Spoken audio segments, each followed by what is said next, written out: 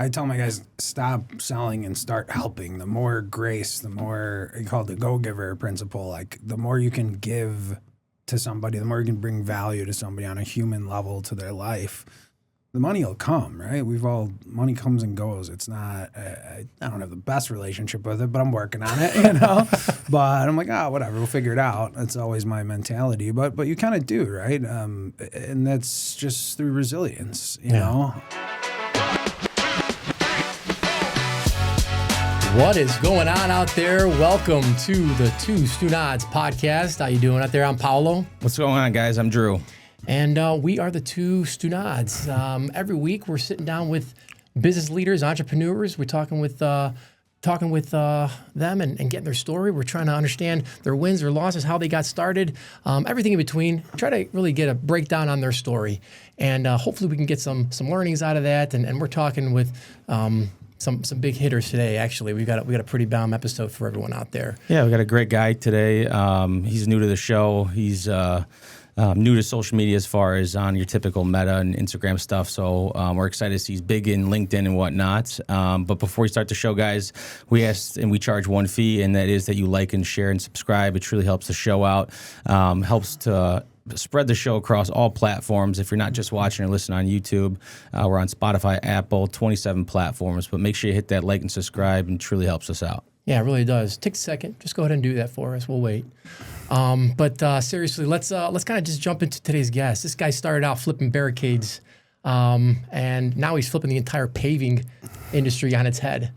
Pretty interesting stuff. He's the youngest of three brothers, which means what? He's been fighting for food, attention, and the Nintendo controller since he was coming out the womb, right? But right now he's running a national paving company that went from, get this, 0 to 8 figures in 3.5 years. So very awesome. Excited to talk about that. He's a guy that, he can be in the boardroom in the morning with the suits and then out there on the paving block that later afternoon. So we got the whole gamut there. He's also a network machine. He's a relationship sniper and a blue-collar philosopher, I like to call him. But he's the founder and CEO of En-Roads Paving, the man turning parking lots into profits. Excited to talk to him today, dig into his story. Welcome to the show, Mr. Alex Ianessa. Thank you, Walt. I appreciate it. For sure, dude. What's going on to everybody out there? Nice to see you and meet you. Yeah. What's going on, dude? How you doing? How's your day today? I'm good, man. It's going well. Everything's going well. Excited to be on the show. Thank you for having me. Of course. Yeah. Of course. We were talking off air. You said this is your second podcast you've been on? Yeah, probably second formal podcast just in the last couple of months. So kind of newer to it. But, I was just telling Paul before, I've been telling myself I need to get in front of the camera for the last 2 years. I just didn't know where to start. So I started working with a new business coach. His name's Angelo Cisco in May. And he was really pushing that on me. So I really just started with, on site, just doing some videos and, selfie videos. And it just really took off. So I'm probably 6 to 8 months in on this journey. And then that's how I found you guys. It's tough. It's a tough battle out here in the social media world. Yeah, for it really sure. is. First of all, you said something that I want to just touch on. You said this is your second quote unquote formal podcast. I'm actually touched by that, to be honest. That's very nice of you. You Call us a formal It's beautiful here. It's studio, all the kids. It's beautiful. It doesn't get much better than this. Thank you. We try our best for the viewers, for the listeners. We're trying to really help them out there. So, but I kind of want to start with, like how we always start our shows. I want to talk about you, where you grew up, and where you went to school, and let's kind of start there. Yeah, absolutely. Yeah, I grew up in River Forest, Elmwood Park area, so I'm not too far from you guys, north in Harlem, as I like to say. Yeah. Youngest of three older brothers, so there's four of us, believe it or not. Mm-hmm. Fought for everything, still am. Attention, food, all of that. It's hard rewriting those stories to, let go of them to be a true, thoughtful CEO and leader, right? Yeah. But those same skills and mentalities are the ones that are so critical to being a founder, right? That scarcity, hey, I got to pull this off, raising money with family and friends. I like to say we're a family business, family owned, owner managed, me and my partner, Joe. And grew up in Elmwood Park, River Forest, went to Fenwick, Shout out Fenwick for his state champs. There you go. Yeah, not too long ago. And then I went on to IU, Indiana University, freshman, sophomore year. And then I came back that summer after my sophomore year, fell into construction. I left Indiana. I was asked to leave formally. Okay. I was having a good time, but that's how I fell into construction, honestly. Working for a concrete cutting company. They're called Litkin Concrete, still in business, family business out in Elk Grove. Running equipment all the way down to Bloomington, Indiana, where IU was, all the way up to Madison, Wisconsin, where Wisconsin's at. And then became a union laborer. And like I was telling Paul before, I was making such good money in the union, being a journeyman at 22 or whatever. Wow. Yes. Unions are good. You pay well. Yeah. They pay well. I almost never went back to college. So one professor actually kind of convinced me to go back when I was working in the field during the day, going to school at night. And I did about 70 credits in 1 year, went all in on school again and graduated pretty quickly, and then fell into corporate America from there. So nice, man. Yeah. That's a good little journey right there, dude. It is. Yeah. You kind of had like that pause where you stepped away from school for a minute and you kind of did your own thing, and you kind of seemed like you were in a good spot, but you went back and you finished strong. Yeah. Yeah. That's what I like to say. I fell into the construction because, I needed to get some work ethic. Just call a spade. I'd like to think I had work ethic, but until you start, waking up at 5:30 and meeting real guys who are breaking their backs every day, for their families, and concrete cutting specifically, it was a very labor-intensive trade and very dangerous trade, actually. Sure. Very dangerous trade. Luckily, I wasn't the one cutting walls and parking garages. Luckily for everybody. Luckily for everybody, yeah.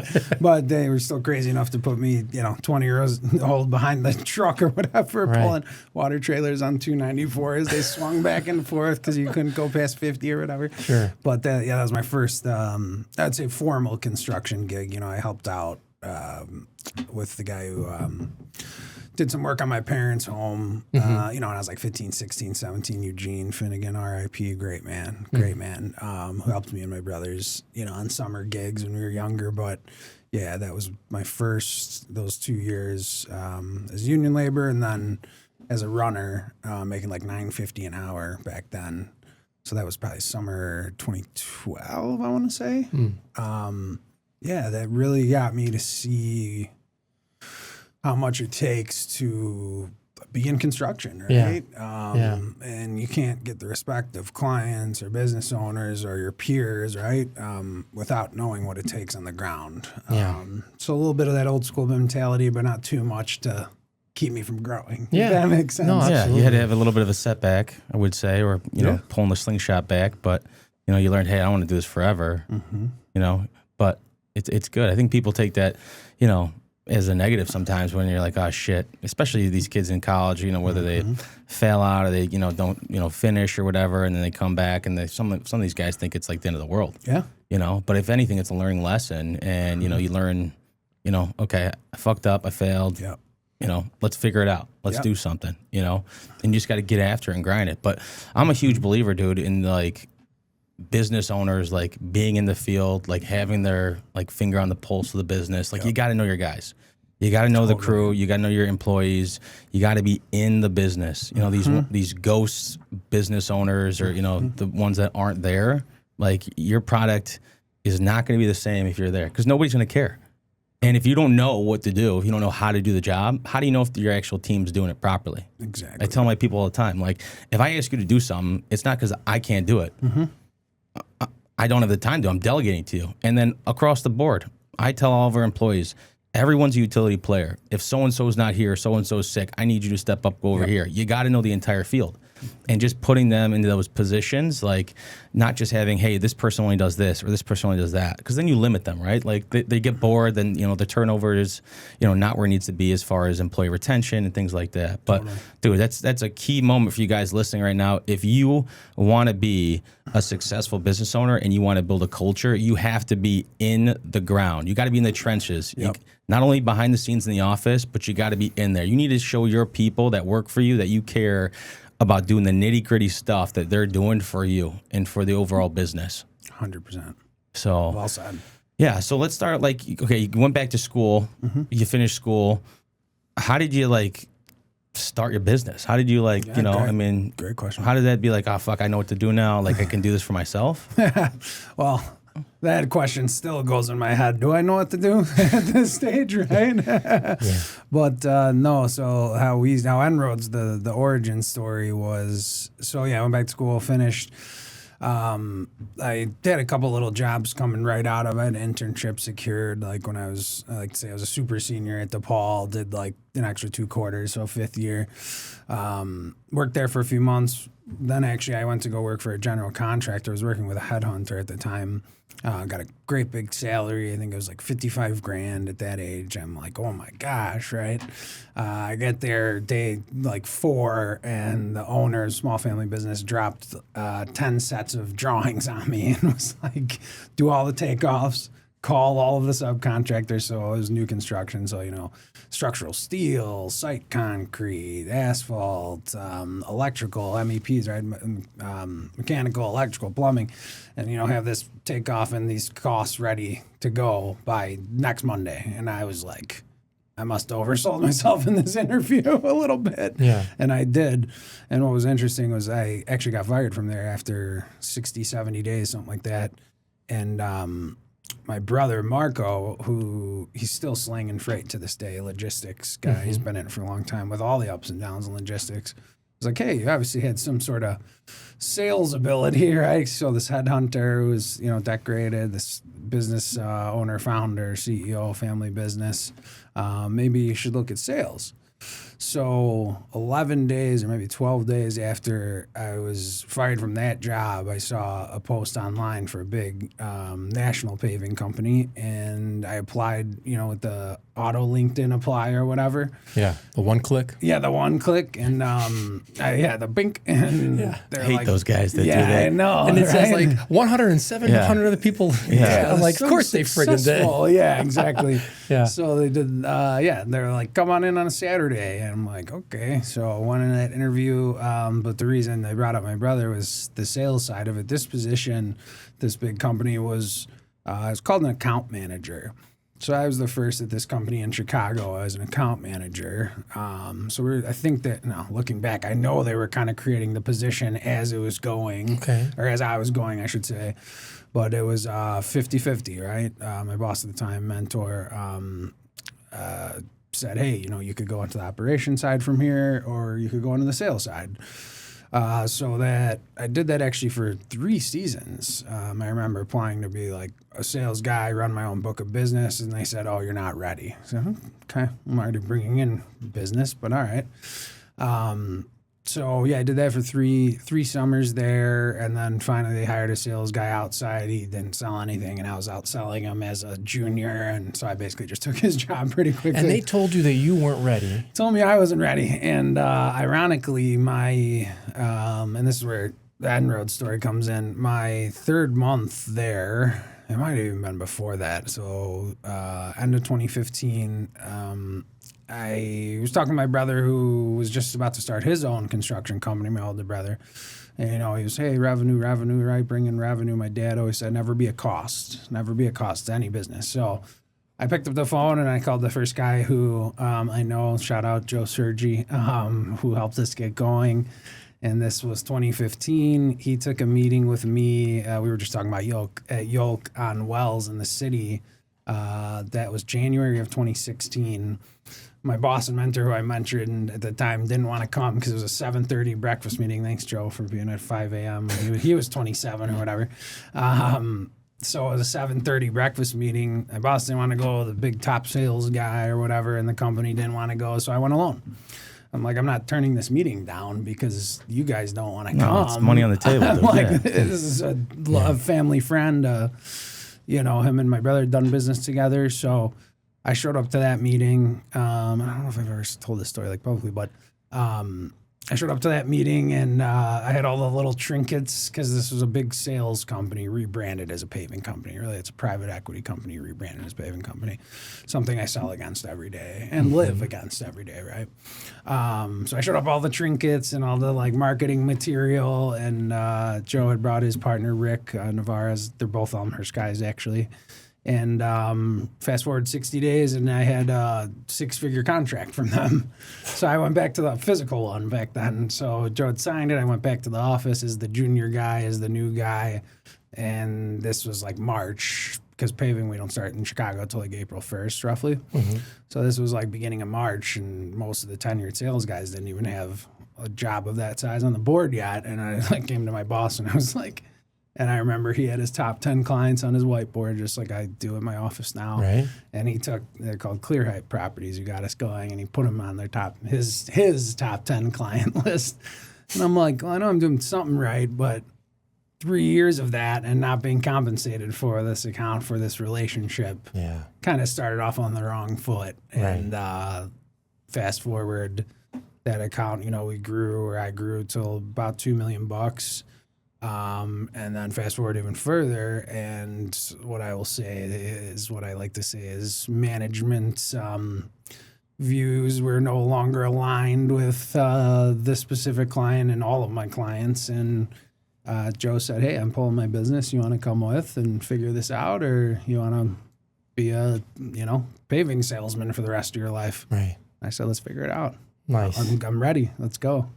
Man, that's a good story. I love that story. Yeah. It is. It's very, that was a professional way of saying it, but, for a Two Stunads podcast. We could roll that back. First off, you were just taking the meeting at 7:30 when nobody else is. Like, where were you living at that time? In the city. Yeah. Okay. Yeah, so it was easy for me. That's fine. That's either fine. or though, guys. I Yeah. mean, if you're listening or watching it, dude, like, if you're not going to take a sales call or a meeting, you're leaving money on the table, man. Like, Totally. I even if the sale doesn't actually fruition into a sale, you're burning a bridge, dude, if you don't go to that. 100%. And that's a networking thing, man. I might not be able to help you now, but maybe in the future we can make a deal happen. Right now, if I was going to have a meeting with you and I'd be like, hey, Alex, nobody wants to show. We'll postpone this till then. You'd be like, oh, fuck this, dude.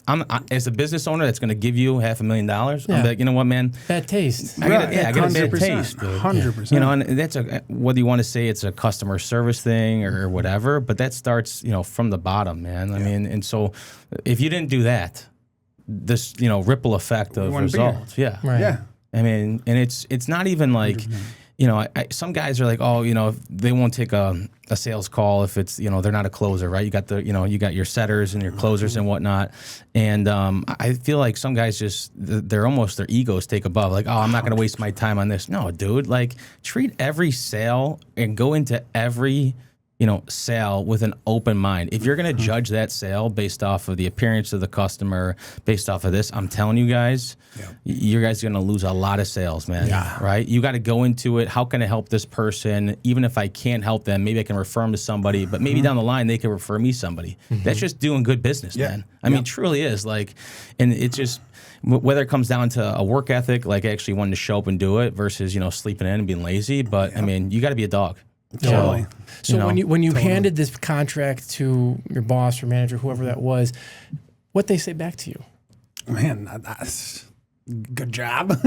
So they said, Here's a pat on the back. Yeah. We'll give you the bonus at the end of the year for something, I think was the conversation. Was that like the highest contract that you've handed to them? That was the first, and that was the first, and it wasn't the highest in my whole career there. I'm saying before that though, was that the highest? Yeah, it was one of the highest of the whole sales team. And mind you, I wasn't on the sales team. I was a support guy. I was a junior guy. I was an account manager. So. Yeah, the writing was on the wall. It's unfortunate that this person if you came to me that. with that, bro, let's take a seat. What did you say? I would have been like, guy? hey, Alex, Yeah. Come here, buddy. Right? You're going to sit right next to me, Yeah. and we're going to learn what you just did. As Right. your boss who passed on the meeting, and then he comes with I know. No, and you know That'd what? be such a It gets me eye-opening. fired up when No, you're talking dude, about it more. I'm like okay. more fired up, like thinking about it. Dude, It's been a I'm long fired time. up. I'm fired up because like I just see it as like, okay, you were overworked and underappreciated. Yep. That's what it comes down to. And I think a lot of guys, they want to go above and beyond, and when they do, and then they get overworked and underappreciated, like, fuck this, dude. Like, I'm out of here. Yeah. That's what happened to me. I was an associated place in the city, in the South Loop, Roosevelt and Wabash. Spent a lot. People thought I owned the company. That's how much effort I put in. Yeah. Because Yeah. the guy he wasn't even there. Right. Yeah. And then I'm like, you know what, dude? Like, you're calling me to, come here on a Sunday to fix this machine or that. No, you know what, man? Like, I'm going to do my own thing. Yeah, Yep. yeah. Now, if you would have compensated me more or whatever, or given me a little bit more juice, I would have probably stayed longer. Yeah. But, if anything, it helped you, but it's a learning lesson. So I think that's good to know, especially if you are a business owner on the opposite end, looking back, you got to make sure you appreciate your guys. You got to take care of them. You don't always got to pay them. You got to figure out what that makes that guy tick or that girl tick. And then on the employer side, if you are the employee, if you are feeling underappreciated and overworked, dude, you either got to speak up to leadership. Yes. Speak up to leadership. If it's addressed, they take care of it, great. If not, you're in the wrong company, man, because you'll never grow. You'll just be stuck there. You will be. You will be. I want to point out one more thing too, because you mentioned that before this place, you were fired. Yeah. Oh, yeah. Right. So that's got to do something to your ego to like we're like, damn, am I really even good enough? Like, what am I going to say to this guy when I meet him? Like, all that's probably running through your head, but you still took the meeting and you still closed the deal. Yeah. So bravo to you for actually, persevering through that. So like that takes a lot, man. Thank you. I appreciate it. Yeah. course. That's, like I said, to piggyback off what you said, I tell my guys, stop selling and start helping. The more grace, the more, I call it the go-giver principle. Like, the more you can give to somebody, the more you can bring value to somebody on a human level to their life, the money will come, right? Money comes and goes. It's not, I don't have the best relationship with it, but I'm working on it, But I'm like, whatever, we'll figure it out. That's always my mentality. But you kind of do, right? And that's just through resilience, you know? There's a lot of that in my story for sure. And I mean, just from talking to you guys for a little bit, like, I think resilience is what creates a good, just human, right? A good man, a good father, a good brother, son, uncle, whatever. The more people have been through more stuff, you can see it, you can feel it when you meet them. And like you said, ego's getting in the way that's a whole nother conversation for sure. Yeah, I think what you just touched on is huge. The fact that knowing that you're not going to go into the engagement just for the sale. Yeah. Because if you do, you're going to just hate your life because all you're going to be doing is just chasing the next sale. Yeah. Now, if you go into your job or your company and say, hey, man, how can I help you? Even if it's like, hey, man, you need something with your wife or whatever, you need something with your kids or whatever. Even if it's not your actual product you're selling or doing, one, you're going to love your job more because you're just being a good person helping people out. And that's going to build that trust and rapport. Yeah. And I would rather trust a guy that's going to say, hey, man, you need anything over here, you help me out, this and that, versus, hey, I'm going to send you the invoice here, we're going to be here. Like, it's almost like just a black and white, cut and dry. Like, obviously there's time for business where it's black and white. Yeah. But then on the same level, I feel like it's been blown up where it's so corporate, it's so PE now, where it's like, it's all numbers and there's no actual relationship in business, know? Like, when my grandfather was in business, dude, it was just like this. We're going to sit down, we're going to have dinner, we're going to communicate, hey, how can I help you? And that was business, dude. It wasn't sending an email. It was actually in person. Let's have coffee. Let's talk about this. Not send a text. Like, you're going to come over to my house. My wife's going to, make coffee, make food. Like, to me, that's business. Yep, like a handshake. Not right? You don't see that. You don't hear about that happening too much today. It's tough because these big PE companies, they're all dollars and cents. So there's no relationship. They don't care. No, you're just another number. Numbers. That's numbers. It. And that's why I think the little guys or the mid-sized business owners are crushing it now because I'm not going to do business with these PE people. No. I don't care. Because for one, you can't trust them at all. Okay, you're just a number to them, and two, they don't have the same values and culture as you. I know I can call Alex and hey Alex, this was fucked up on the job. I need this fixed, or boom, not a problem. Yeah, I'm not going to have to go through a headache. Yeah, I'm going to be able to call him versus now I got to send an email. I can't contact the my account manager because she or he's in California. Blah blah blah blah blah. And then I'm on an operating line. I can't deal with it. No, you can't do it. It's too much. No, not at all. Much. But how did you come up with the name? I was going to ask that question. I'm glad you asked that. I was going to comment on the PE, but that's even better. So I was on the phone. So this was it was July. So we started in April in Chicago, and like you guys said, we do national. It's about 50-50 right now. It's actually probably like 55% more national, but at the time, I always just sold in Chicago. My previous employer was smart to, keep blocking me from national sales, and now they see, and I see why as well. They were doing that, but there was an incident. It's exactly how you just described, Drew. So there was an issue on a job at our current office, and it was literally a $1,200 fix. I think it might have been a $900 fix. To be honest. Okay. Over some seal coat. My partner had emailed management and my previous employer, hey, can you come, this doesn't look great. Can you come fix this real quick? My operating partner, Joe, submitted the warranty for $800. It was like a $250,000 job. And this is, July of 2020. Yeah, during COVID. And I'd shifted managers from the guy who I mentioned was my mentor. He was a good guy, but this guy was a true boss. So we had submitted it. Okay, whatever. It's a $250,000 job. The $800. It shouldn't be an issue. He didn't respond for weeks internally. I'm getting follow up from my client, who's now my business partner. Like, hey, what's going on with this? What's going on with this? He's like, oh, we'll take it over. My boss at the time told me and my business partner, you're done on this property. You can't talk to this client. I'm like, sorry? I'm like, this is a 15-year family relationship. What do you mean I can't talk to him? So long and short of it is you can't seal coat past, it has to be, the dew point has to be 50 and rising, right? So you can't seal coat past, call it end of September. Okay.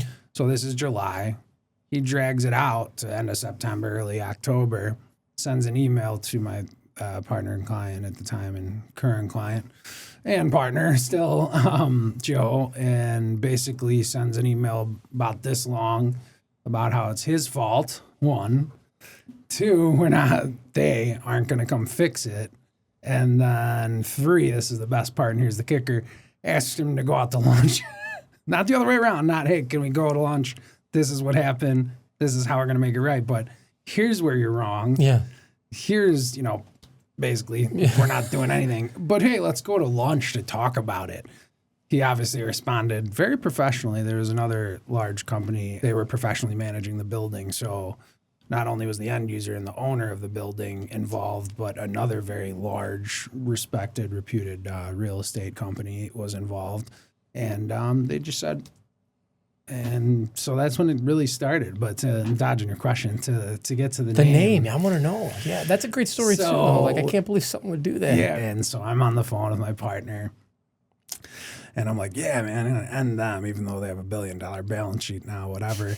And so I was like, that's End Rose. And then I'm like, we can't have that's the company name. We can't have the name End in it, right? We can't have an End. No one's going to buy from us if there's an End. So I was like, what if we were like, hey, I answered the phone that day and I was like, hey, I'm en route. And I'm like, en route. I'm like, cut the D, boom, done. And it just popped in our head. And so to Joe's, credit, it was us kind of workshopping it at 10 o'clock on this huge issue at the time, which seems so small now, 5-6 years later.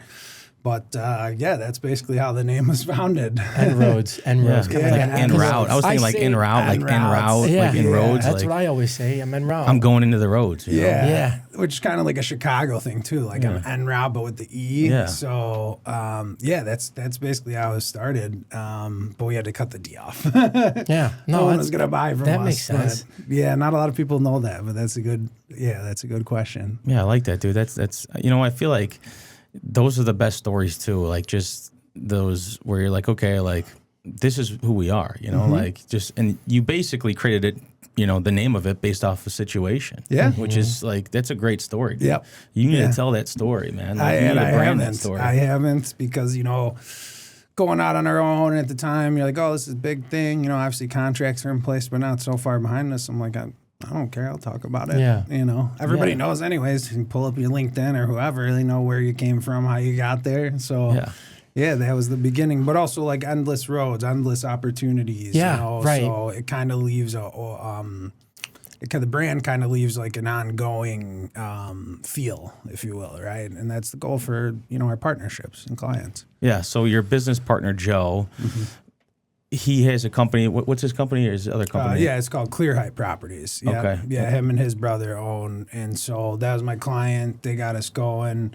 How many people you got on your team? So we got my VP, my operating partner, Joe, co-founder, COO, Mario, vice president of sales operations. He focuses on the national stuff.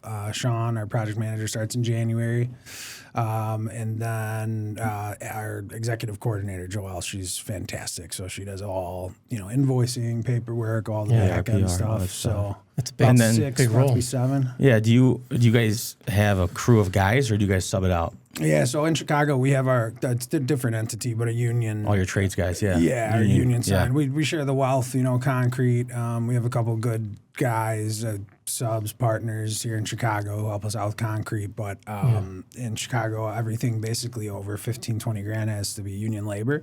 So we have kind of a different entity that handles all that paving for us here in Chicago. And then that allows us to fly down to Atlanta and go do, a $200,000 paving job, or even just, seal coat a lot down in Atlanta. Right. Or Oregon was one of our first large national jobs. But being double-breasted in that way allows us to cover. You're not handicapped. Yeah, you're not handicapped. Yep. You're limiting your income. Yep. Now, do you send, Chicago union guys out there? No. They stay here. That's where, my partner, Joe, came in, helped with the national, and then Mario specifically, his background was on the national side. So he's got a lot of very good guys in these areas and these verticals that we've been doing a lot of work in. That we kind of partner up with. We try not to do like the GC thing. Like, I'm going to go get 4 numbers on this, beat you down, squeeze you, drag it out 60, not 60. It's like, hey, I have one guy in the Southeast. You trust him. Yeah, exactly. And he'll travel. That relationship, man. Yeah. Totally. Those numbers, those price points that you were talking, that you mentioned, I'm assuming then majority of your work, if not all, is commercial, or do you do any residential? No residential, all commercial, industrial. Okay. Yeah, I'd say industrial probably makes up 60, 70% of our work. Industrial's hot. I've been lucky, like you said, Clear Height, our partner's client, who got us going. They were in flex industrial, which is really hot right now. You see small bay is kind of a synonym for flex industrial. So the buildings with a little bit less building square footage, but they're just smaller in general. The big box industrial, so you picture like the Amazons, have kind of just over the last decade kind of been, everybody's swarmed there, right? So the supply and demand there doesn't match smaller, like a flex industrial space where you can kind of have a hybrid, maybe a couple box trucks and, like you said, a leaner team with a little bit of equipment coming in, and that's really hot right now. So like I said, I'd like to say we've been in industrial since before it was sexy. So right. 2015 is when we started, and I was just very fortunate to partner with Joe and the guys there to learn paving on industrial, not just big box industrial. Big box industrial is very easy to pave. The flex industrial, a lot of corners, a lot of islands, can get a little bit more complicated. Yeah, that and banks where I see. Yeah. I see. How we got started. Yeah. When did you pivot to including national into your book of business? Yeah, great question. So first 6 months of us in business, I remember it was our first every July, everything slows down. People go on vacation, go see their family in Italy, whatever. And I remember, I guess it was a warm call, less of a cold call, but I had called right behind Clear Height, probably our second biggest client still to this day. His name is Brian. He no longer works there, but he's like, hey, man, I got nothing in Chicago for you now, but, I got this project in Oregon, and I'm already going, turning it down, like, we're not national or whatever. And I look at my Joe O'Brien, God bless him, another Elmhurst boy, and he's like, just tell him, we'll figure it out. Like, just tell him yes. And I'm like, really? Yeah, just tell him yes, we'll figure it out. Like, okay, yeah, we'll be out there. Got our guys on the horn, got it looked at 2 days, sent them the bid, contracted, and made 3 times what we were making at the time in Chicago. And I'm like, what are we doing here? I'm like, what am I doing? Yeah. That's another lesson that we want to point out too, is like, nothing is ever going to be perfect for you to start doing something, right? You can't like fluff it till it's 110% and then go out there. You kind of were like, yeah, we do it, and then we'll figure it out. And that's how you have to just that's how you grow. That's how the momentum starts. Yeah. So don't wait for the perfect time. No. The perfect time is never going to come. It's not coming. So if you're in the situation, jump in and just go and figure it out, because, you can do it. Yeah. That's all I'm saying is you could do it. You definitely could figure it out.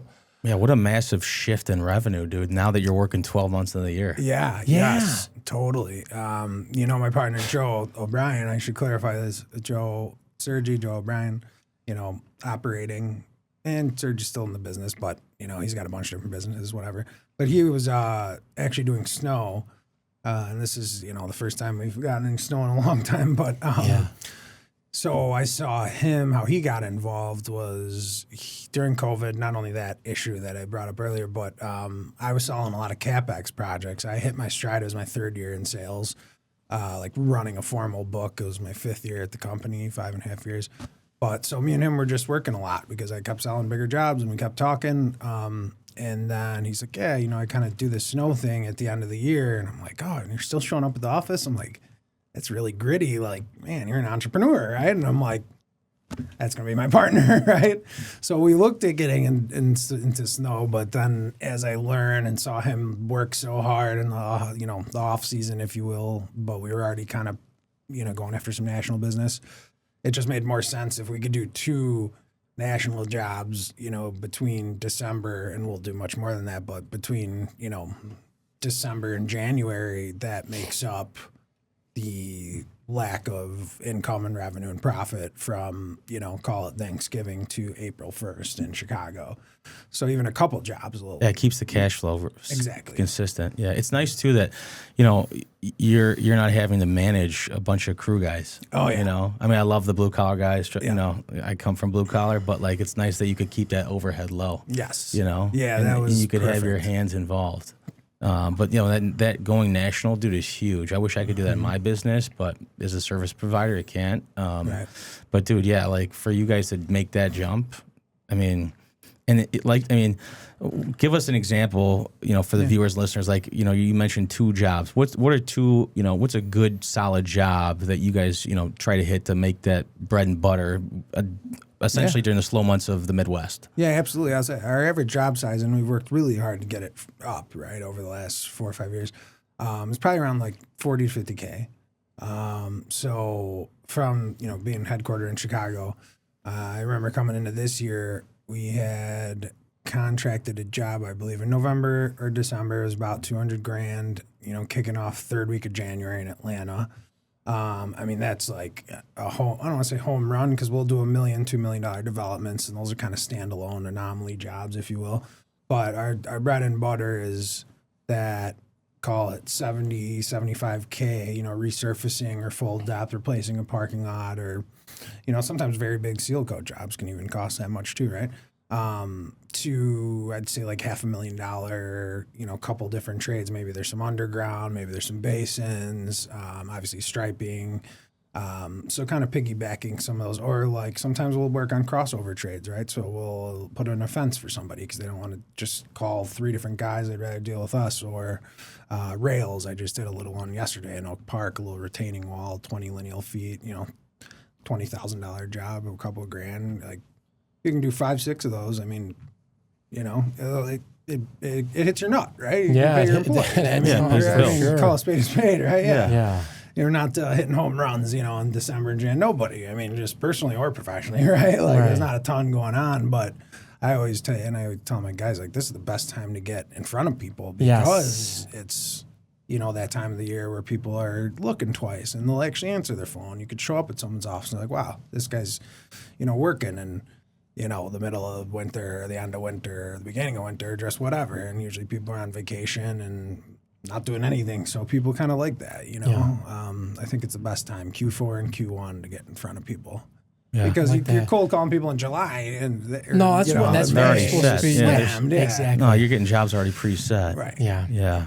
That's crazy. What's a typical margin you guys try to you make on a deal? As we get to that 8-figure mark, even 22, 23, whatever. But as we get to that 8-figure mark and up, you got to sacrifice some GP to get that revenue growth, and that's natural. A healthy new construction margin, people aim for 10%. Sure. So anything between that, 10 and 20%, I'm happy. Other years, things are going to be on fire. Next year's looking really good. Yeah, I want to pull that back, just rewind a little bit what Alex said, that he take a little bit off your margin to build that relationship, essentially, right? Yep. Now, anytime I look at a sale or a lead or anything like that, I'm not just looking them for the initial sale. Right, I'm looking to develop that relationship so the initial sale is gonna, it's gonna bring me business over 5-10 years. I'm gonna cultivate that, right? I'm glad you said that. No. Planting seeds is what I was gonna say. Go ahead. Especially you guys too, whether you're spending money on the cost per click, the SEO for Google, right? If it's taking you $250, $500 for a lead on average, right? I want to make sure I maximize that lead spend. Yeah. Right. So, and I want to develop that relationship and cultivate it into building a referral-based business. Mm-hmm. So, I have no problem with taking less, knowing in the future, okay, I'm going to make it up on the back end. Right. And that's business, man. You're not that you're giving the person a deal, okay, but you got to work a little bit in business. I know guys that this is what it is. They're hard of the numbers, and this is what it is. Yeah. And it's like, okay, that's fine, but I have no clue who you are, this and that. When you're in a growth mode, especially on a national level, you got to prove yourself. Yeah. So you got to put skin in the game. Hey, I'll take a little bit less. We want this work. We're going to prove it to you. And then once you have their loyalty, dude, they're going to give you so much more business, man. Totally. Because you actually put your money where your mouth is. You guaranteed it by taking less off the top and proving yourself. Mm-hmm. So that's a key point for you guys in business or in sales. If you have the ability to take a little bit less to build that relationship, not to say you're going to take a beating on every deal. No. Okay, but you got to build that relationship, man. Yeah. If I know a guy's got a company, right, where a construction company or a development company, he's doing 20, 30 million, dude, I got no problem. You know what? I might even do it for free. Yeah, if right. I got the coin, let me prove myself, dude. Give me a shot, because I'm guarantee you that guy that's making that 20 or 30 million a year, he's already got 10 guys on the line, okay, that can do the job. So how are you going to do it differently? Yeah. That's a key point there for sure. 100%. So speaking of that, doing things differently, how do you market yourself? How do you market the company, and how do you set yourself apart from some of these other players? Differentiation is key, right? Just stuff like this, meeting up with you guys, it's really organic, and I've been asked that question a lot this year, and I think that this sort of, I like to use the word social proof, this sort of stuff, this sort of format is truly how we differentiate ourselves. That is my job, go out and find. My coach calls me conquistador. He does this thing called human design. He breaks you down, the birthdays and whatever, and gives us each, my partner Joe is the samurai, he's the COO, right? The executioner, the co-founder with me. I'm the conquistador, trying to find and conquer new lands, and that's difficult, right? This year proved very difficult. Election year was the slowest start to any paving season in 12 years, the first 6 months. And, I forgot that we had an election. I thought it was in 2024, it felt, because how toxic it was, right? Jeez. But yeah, this year was a very humbling year. The business actually kind of outgrew my personal self, right? My personal life. I'm like, man, I got to clean up some of these relationships. I got to clean up some of these habits, these different things. I got to get my health in order, right? Mm-hmm. And you think, and I thought that, I'll get a cash flowing asset, and then I can, get married, or then I can have this. And once you get here, then this, then that. And that mindset is very dangerous.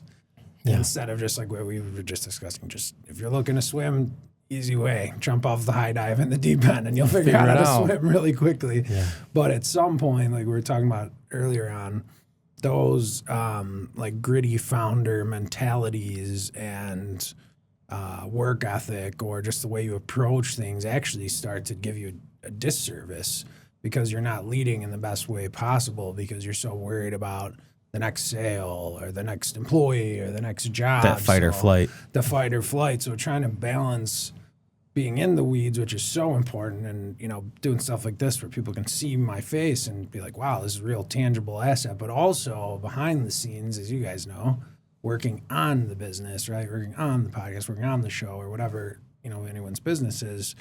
Balancing that is just, it's an art. I think that's the hardest thing, man. It's the hardest thing in the world. I love what I do. I'm very good at what I do.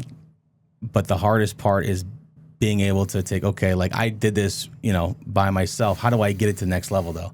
Like working on the business versus working in it, it's so critical. So hard. And then on the back end, too, like those vices of being an entrepreneur, not spending enough time with your family or your wife or your spouse, your health, things like that, because you're in growth mode and you're in survival mode to provide. And then you're like, okay, I'm at a comfortable level, not to say I'm comfortable, but this shit matters. My spouse matters, my wife, my time at home matters, but I also still have that urge to still go further, and we've talked to so many guys and they're like, I don't know the answer. I'm still trying to figure it out. Because once you're in it and you have that fight and you're like, dude, it's so hard to flip the switch off of being that grinder. So hard. It's just it's very difficult, especially when you have no other option. Right. That's the only option at all. Yep. But I kind of want to pull that back, the onion a little back. Just talking about revenue being down in election year and things like that. Yeah. I'm having the same thing in my business and kind of and I always say I can tell the pulse of the economy based off of blue collar workers. Oh, yeah. When they're coming in, telling me, hey, how's work? We're busy here. We're down over here, whether it's electricians, plumbers, concrete guys, laborers. I feel like I can get that vibe of where the economy's at. A lot of people do it on the market, this and that. But I feel like the general worker, that blue collar hustler every day, I can feel that pulse of it. I'm like, oh, shit, Yes. No, we don't have work, or I got laid off or whatever, or, I don't have a job and, the next 6 weeks and this and that. Right. It's a huge thing. It is. It's totally. That's the conversational, to your point, is where I start feeling it. And when you talk to a bunch of guys who've been doing it much longer than you, and you start to hear the anxiety in their voice, I mean, that's how, recessions happen or whatever, because stuff spreads so fast, right? But like you said, separating that, because that's just his business, or that's just this guy, that's not me, and trying to, it's impossible. I don't think anybody has. It gives you anxiety, at least in my business. Totally. My line of business, we're always slow at the beginning of the year, right? Yep. Deductibles restart. People just spent a lot of money on holidays. They don't want to spend money on their health.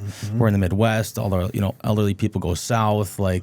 So those waves of cash flow are like this and this. It's and it's tough in the beginning to ride the waves, because you're like, fuck, dude. You don't know. That's not something you've experienced, so you're just learning those waves. Dude, some years you're like, bro, I didn't think we would ever have this good of a month. And then you look back at the history and and then it's okay, January, oh, fuck, dude, we're having a really bad month since we've been in business. Yeah. And it's not that you're doing anything different. Nope. Right. It truly isn't. I mean, and I always say, if guys like you and me are hurting, I can't imagine what these smaller fish are hurting, because I know I'm the best at what I do. Right. So I know the guys underneath me got to be hurting a shitload more. Yeah.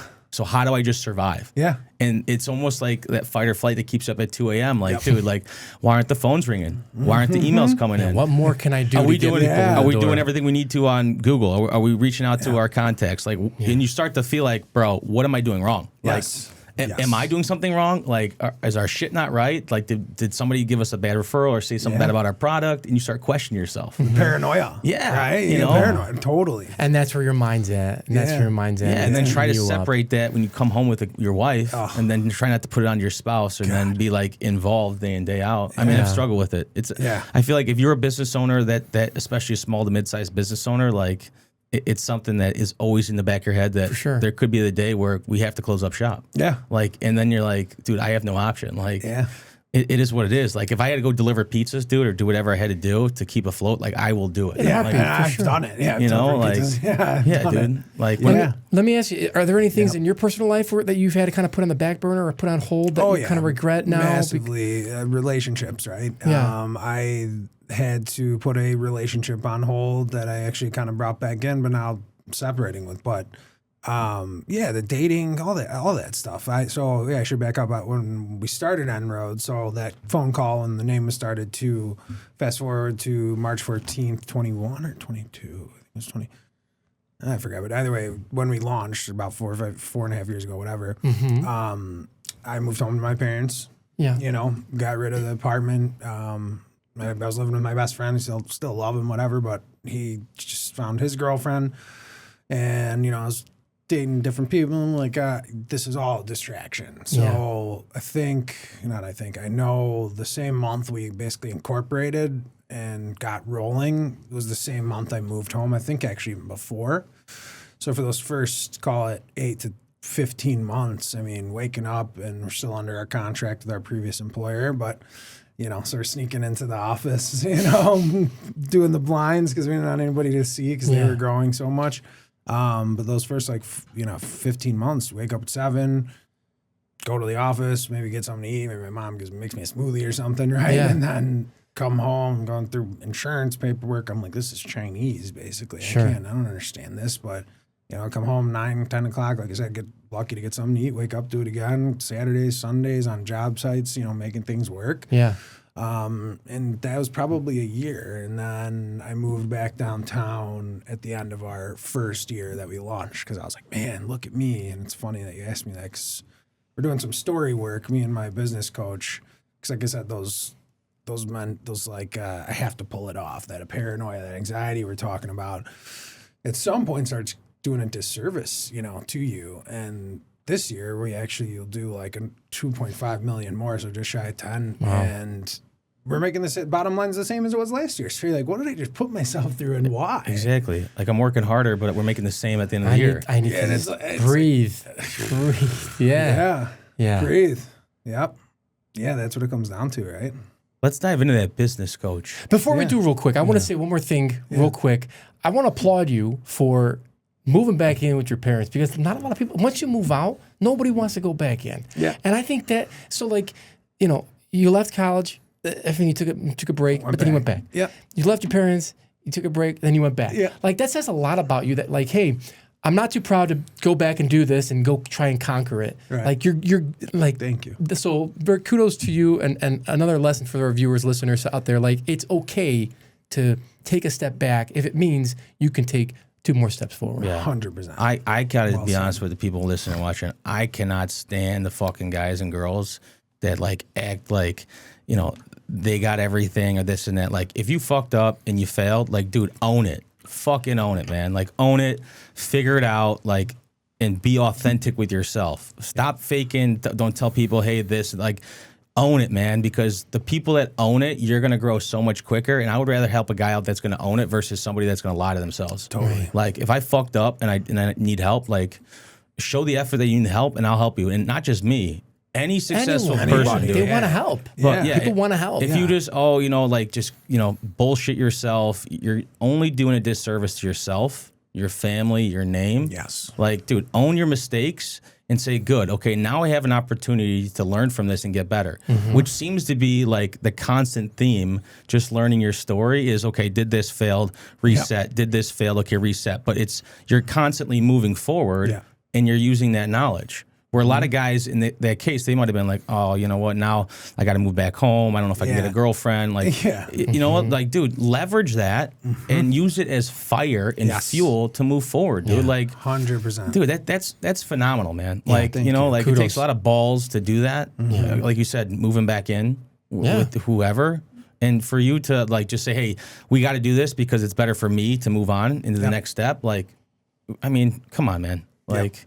It's crazy. But let's dive in a little bit about your business coach because I want to learn a little bit more about him and how you got connected. How long have you been with the business coach? Yeah, so there's a group, it's called Vistage. I know we were talking about it a little bit. I've been in Vistage since actually a month before we even incorporated. So it's called Stickman. Your first day, you go up and you basically just tell everybody in the room. I should back up. It's a peer-led advisory group.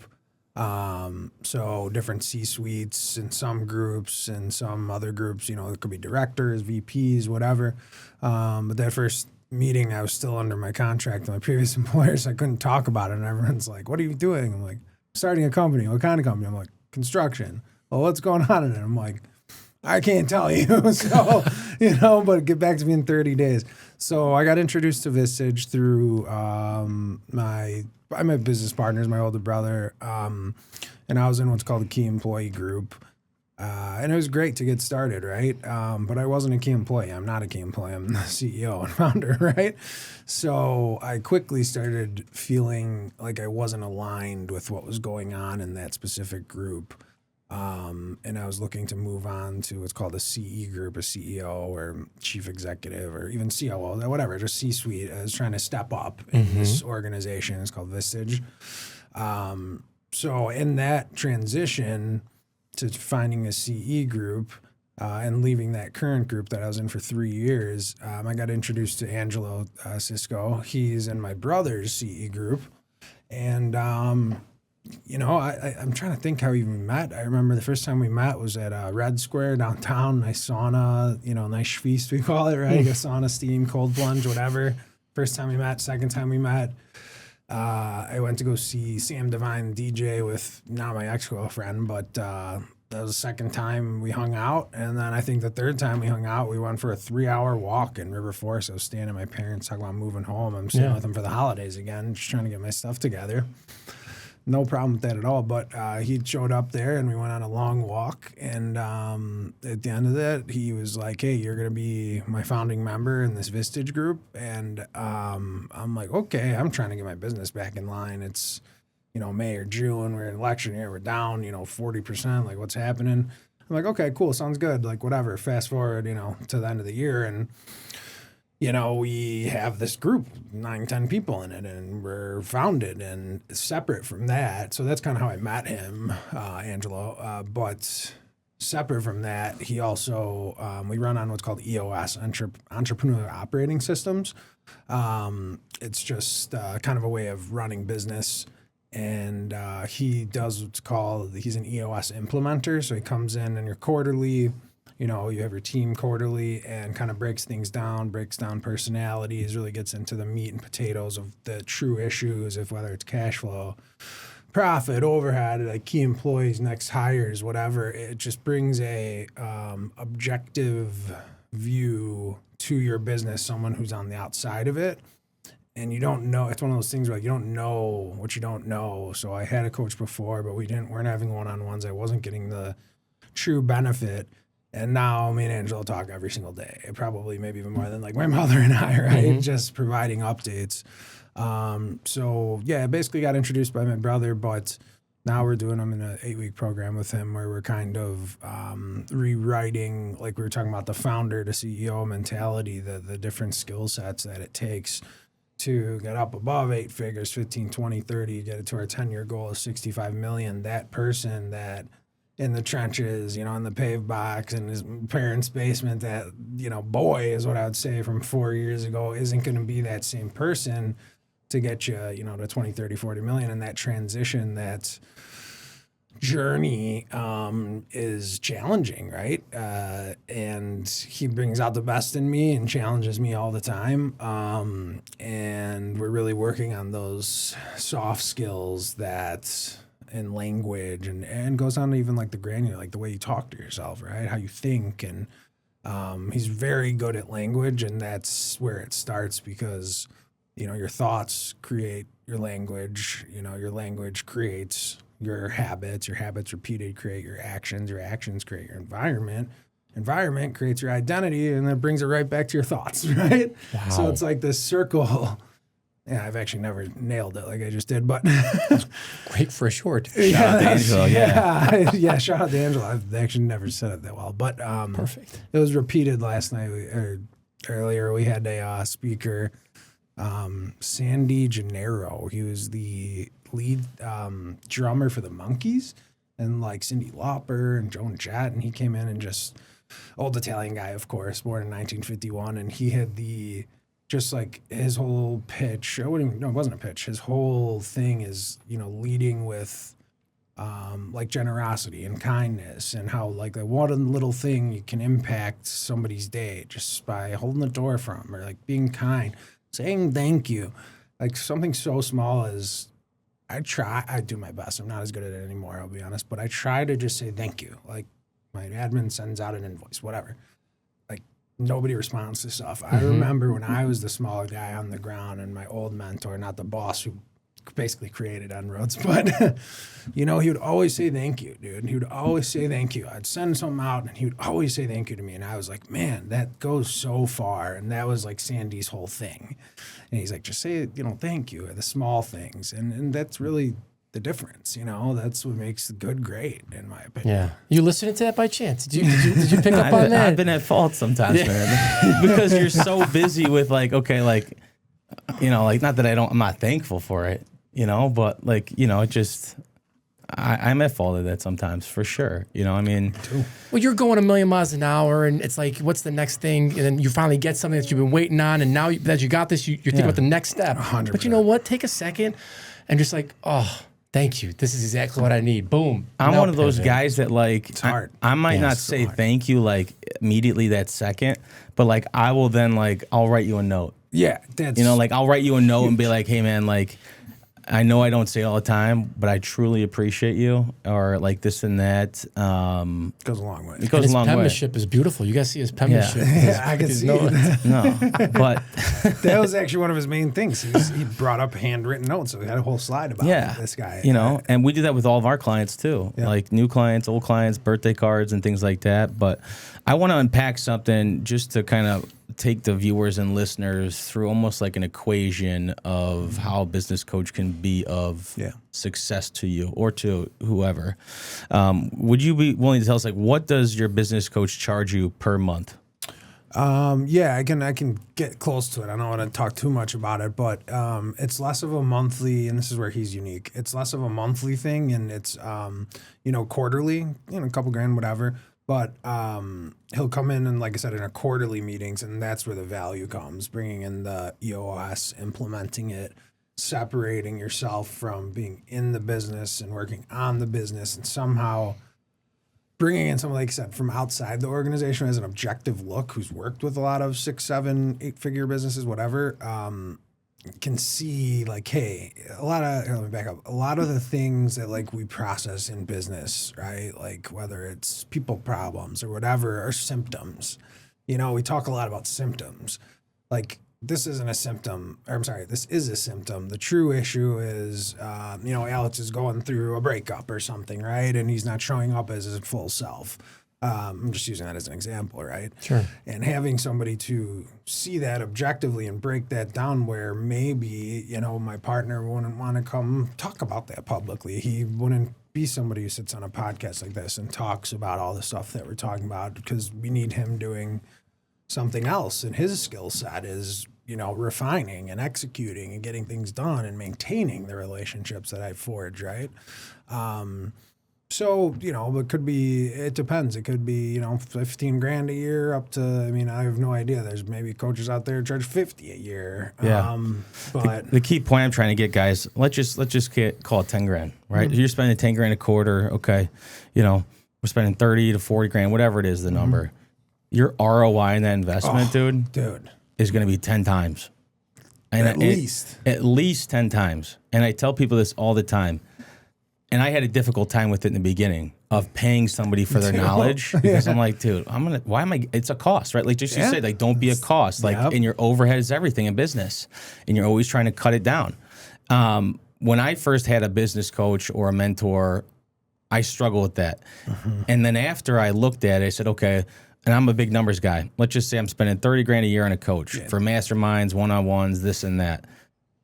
The 10X I got from that, the knowledge, the education, the networking, dude, he should have charged more. That's worth it. I mean, I'm looking at it like, because if I'm on his side, I'm like, fuck you, dude, I'm charging more. Yeah. You know? Yeah. And when you pay for that knowledge, you gain so much more as far as leverage to use that. Because if you didn't pay for it, you're going to have to learn it over a certain amount of time. And then you're going to be at a plateau. You're going to struggle. You're going to get frustrated. So you got to be able to invest in your business, invest in yourself. Yes. Don't look at it as like a cost. Yeah. Look at it as like you're investing in an employee, right? Like if you need to do some sort of safety class for employees or continue education, whatever that is, you're investing in yourself, which is going to invest in the business. Yes. And I can't make that enough. Now, I'm a consultant. I do coaching and stuff like that. But at the same point, I'm not trying to promote myself or promote any other coaches. Look at it as an investment in yourself and your future. Because if you look at it as just a cost every day, that means that you're not actually fully bought into getting better. Right. You're just looking at it as like, oh, this is a monthly charge that I'm getting. Like, you have to be dialed in. Yeah. You have to want to win. And then I also do it too, like on the coaching side. Like, we have interview processes with our people that we consult with. Because if I know that you're not going to be bought in and this and that, like, for me, I'm not like a psychologist. I'm not like your shrink. Yeah. Okay, I'm not here to just like jump on a call with you and bullshit about your life. Like, I don't. We can do that, but I want to win. And if you're not on the like that same level of winning, you're just going to create a bad product for my name and for my coaching. Yeah. And so I think it's key, guys. If you're going to spend money on yourself, make sure you actually take that advice and do something with it besides just, listening to that advice. But I can't hammer it enough. In my business and your business, I've heard it many times, like paying people, paying a coach, and getting that is going to 10x you. Even if it 5x's you, right? Oh, yeah. Even if it 1x's you, you're breaking even. Yeah, 100%. I mean, and there's crazy things. Like there's one thing, right? Like I always tell people, if I could break even with you, now we're good, right? I'm going to try to break even with you the first month. That's my number one thing. That way, okay, I'm going to prove myself. And then from there, okay, now it's all gas for you. Yeah. Right? I think that's the hardest point for people that you talk to that are just scared to make that leap. They're just scared. That's all, yeah.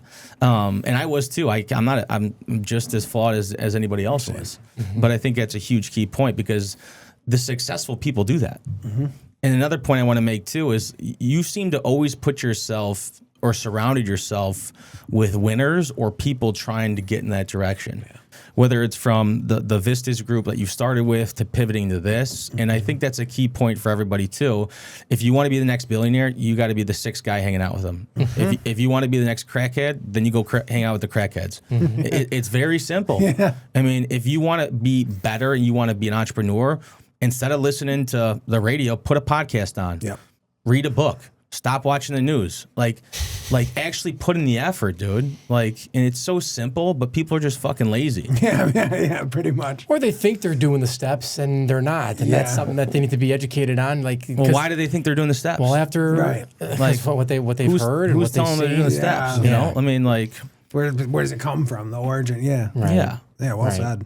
Speaking of origin, I want to talk a little bit about your family real quick. Because you mentioned your dad. Yeah. He said never be a cost. Yeah. You mentioned your brother Marco. Yeah, Marco. He told you, look at sales or look at like how has your family helped you kind of set you up for success, and what lessons have they taught you? I'm sure your mom is a big factor as well. Yeah. Oh, my mom, God bless her.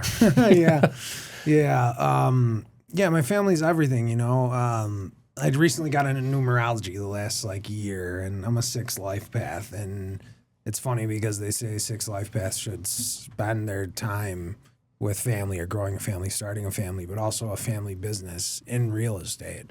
And that's where I found myself. And I'm like, wow, that's interesting. And I keep reading up on it.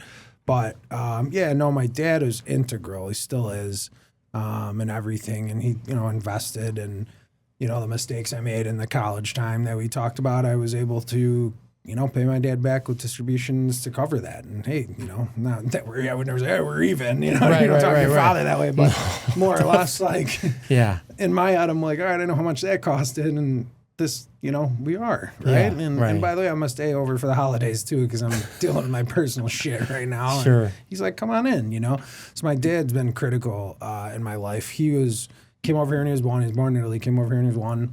My grandfather, I never got to meet him because I was the youngest, so they passed away on my dad's side of cancer. My grandma, or my nonna and my nana. He was an epileptic plumber. I mean, crazy. Like, literally, you think of Super Mario, and I'm like, what the, growing up. And love that. Basically what, right? 6th grade education. My dad never graduated from college. He still talks about it. Like, I got 13 credits. I'm like, Dad, you're 73. Like, no one cares. College is a scam anyway. It's like... You heard it her first. Yeah. Not in all cases, but... Yeah. Kids should go to the trades. But... Yeah. And then my oldest brother, Danny, my dad, came over here as 1, started in the mailroom at a company called Smith Barney.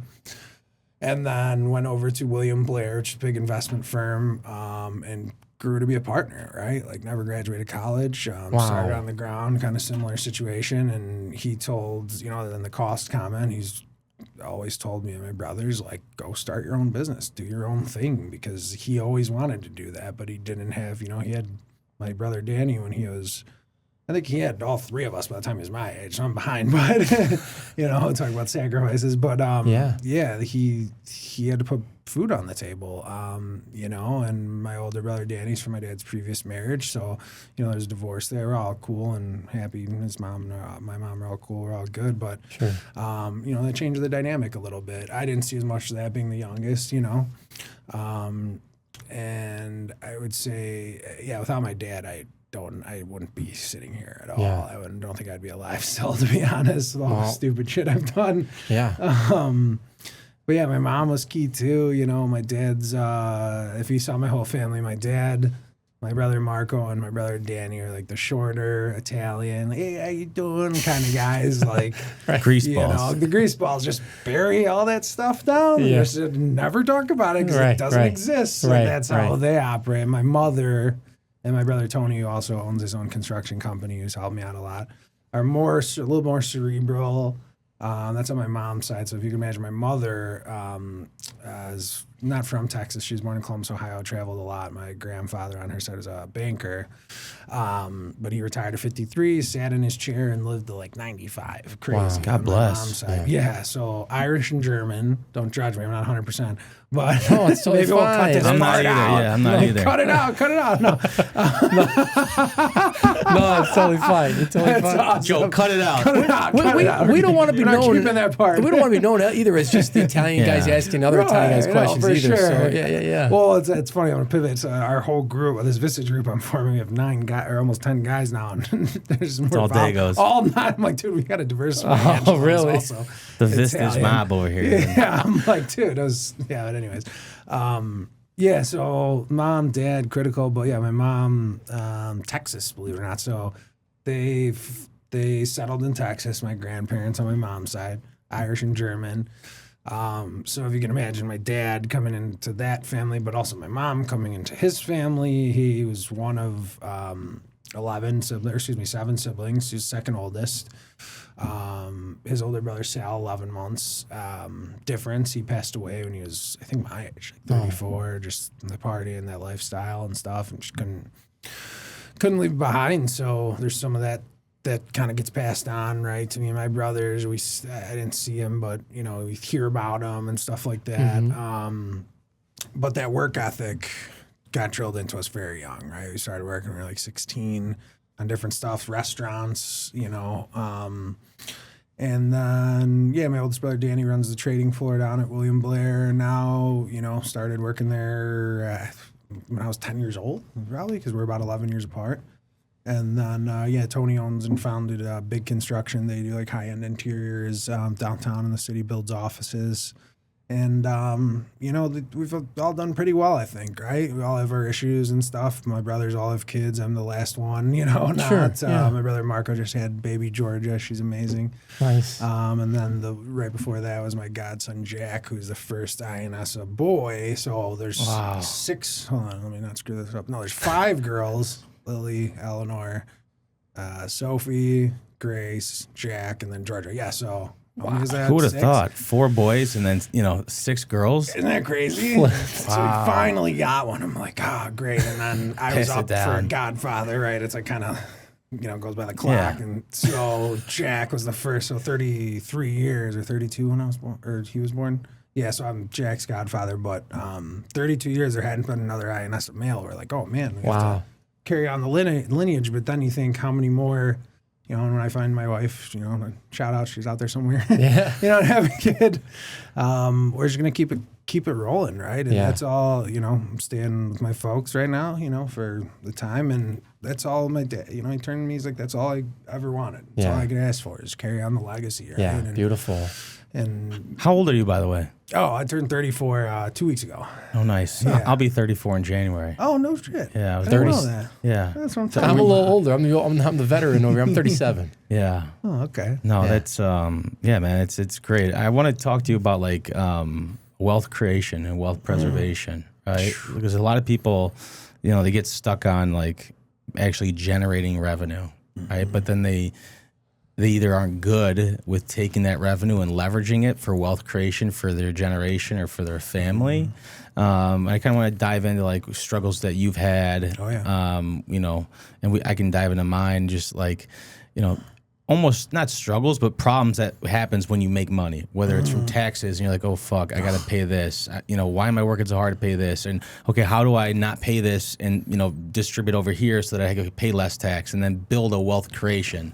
Things like that. Yeah, tax season's basically here. So yeah, it is. Starting on roads, I took on a lot of debt. Not on the business. The business is debt free, thank God. But personally, I took a big pay cut to get going. And just in the last probably year, 18 months, I'm just leveling out to where I left, my previous employer.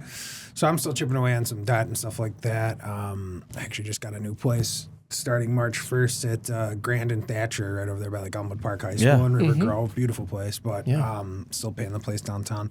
So I'm like right around that corner, right, where I still got some debt out there. It's manageable, 10, 15 grand, 20, whatever it is, compared to, what we're generating. But once that's off the table, that's where, I need to invest and, offer that to our employees too. We're working on benefits and stuff like that. But yeah, that's something I struggle with all the time, spend it before you get it. I've gotten much better over the last year or two, but yeah, no credit to En-ROADS. I lived beyond my means leading up to the time when we started the business. And then it was like, oh, wow, I need to really slow things down. I'm not going to make X amount of money for probably 3 years. And now I'm just kind of turning that corner because, to your point, like a lot of people out there, a lot of businesses, probably wouldn't come on here, but a lot of businesses, these guys, these CEOs, the titles, they pay themselves first. They want to make sure they get their bonus. They want to make sure I'm paid, I'm taking care of me, and talk about the ego a lot, right? The PE money. The PE money, right. And these guys kid us up all the time. And I'm like, you don't even know our structure. You don't even know who are the key players, whatever. And maybe we'll be there one day. But, to answer your question, all of my net worth is wrapped up in the business. Yeah. And we keep reinvesting what distribution we would take. We don't take them because we keep putting it back in the business. Now, of course, tax distribution you take. Maybe save something there, but taxes are everything, right? Dude, it's ridiculous. Even with the amount of write-offs you have, like it just, and that's kind of getting to the point where you talked about, like, you did what, 2.5 million more, whatever, a year or 2 years ago, and so it's like you're netting the same, and it's like, is it because of the taxes? Is it because the cost to do business is more? Is it worth it? Like, if we're doing the same, and because the more you grow in business, guys, the headaches just get worse. I'll tell you that right now. Like, you think, oh, you want to make $10 million or whatever, and then you get to 5, and you're like, okay, and you're like, oh yeah, let's get to 10, and you're like, holy fuck, dude. The problems I got, it's not even worth going to 10 sometimes because it's like. You got to get past that point to even it be worth it because the time, the energy, the employees, the stress, like there's a lot of stuff that comes with those numbers. But people don't understand the debt you carry, dude. Like the debt I still carry. Yeah. Like on the real estate stuff and like it's my name on it. I might own it, but dude, to carry the debt, people just don't get it. No. And the nut is due every month. No matter if it's slow, dude. Yeah, you're paying those dues every day. Yeah. And I think it's critical because everyone thinks, oh, you start in business, like it's going to be, 6 months a year will be profitable. Yeah, you're profitable. But as the owner, and co-owner, like, you're not always like taking like this big draw, dude. Like people see, like, let's just say, and I can guarantee it happens all the time in your business. People say, oh, you get these contracts for, 100, 200,000. Dude, that money comes in and it goes right out. It is gone. People are like, oh, and I'm like, dude, for what you got to pay to get that job, like you got to pay your employees, you got to pay your staff, you got to pay your overhead. Like it comes in and comes out. Numbers. It's literally just a wire in and out. Literally. And you don't see it. You got to pay bills, man. Right. It's crazy. It's crazy. And those ups and downs, dude, are like wild. And it's like they're wild. Are you one of those guys too, or like I don't know with like work? Like I know we've talked to guys where like they have to have a certain dollar amount in the bank to feel like secure.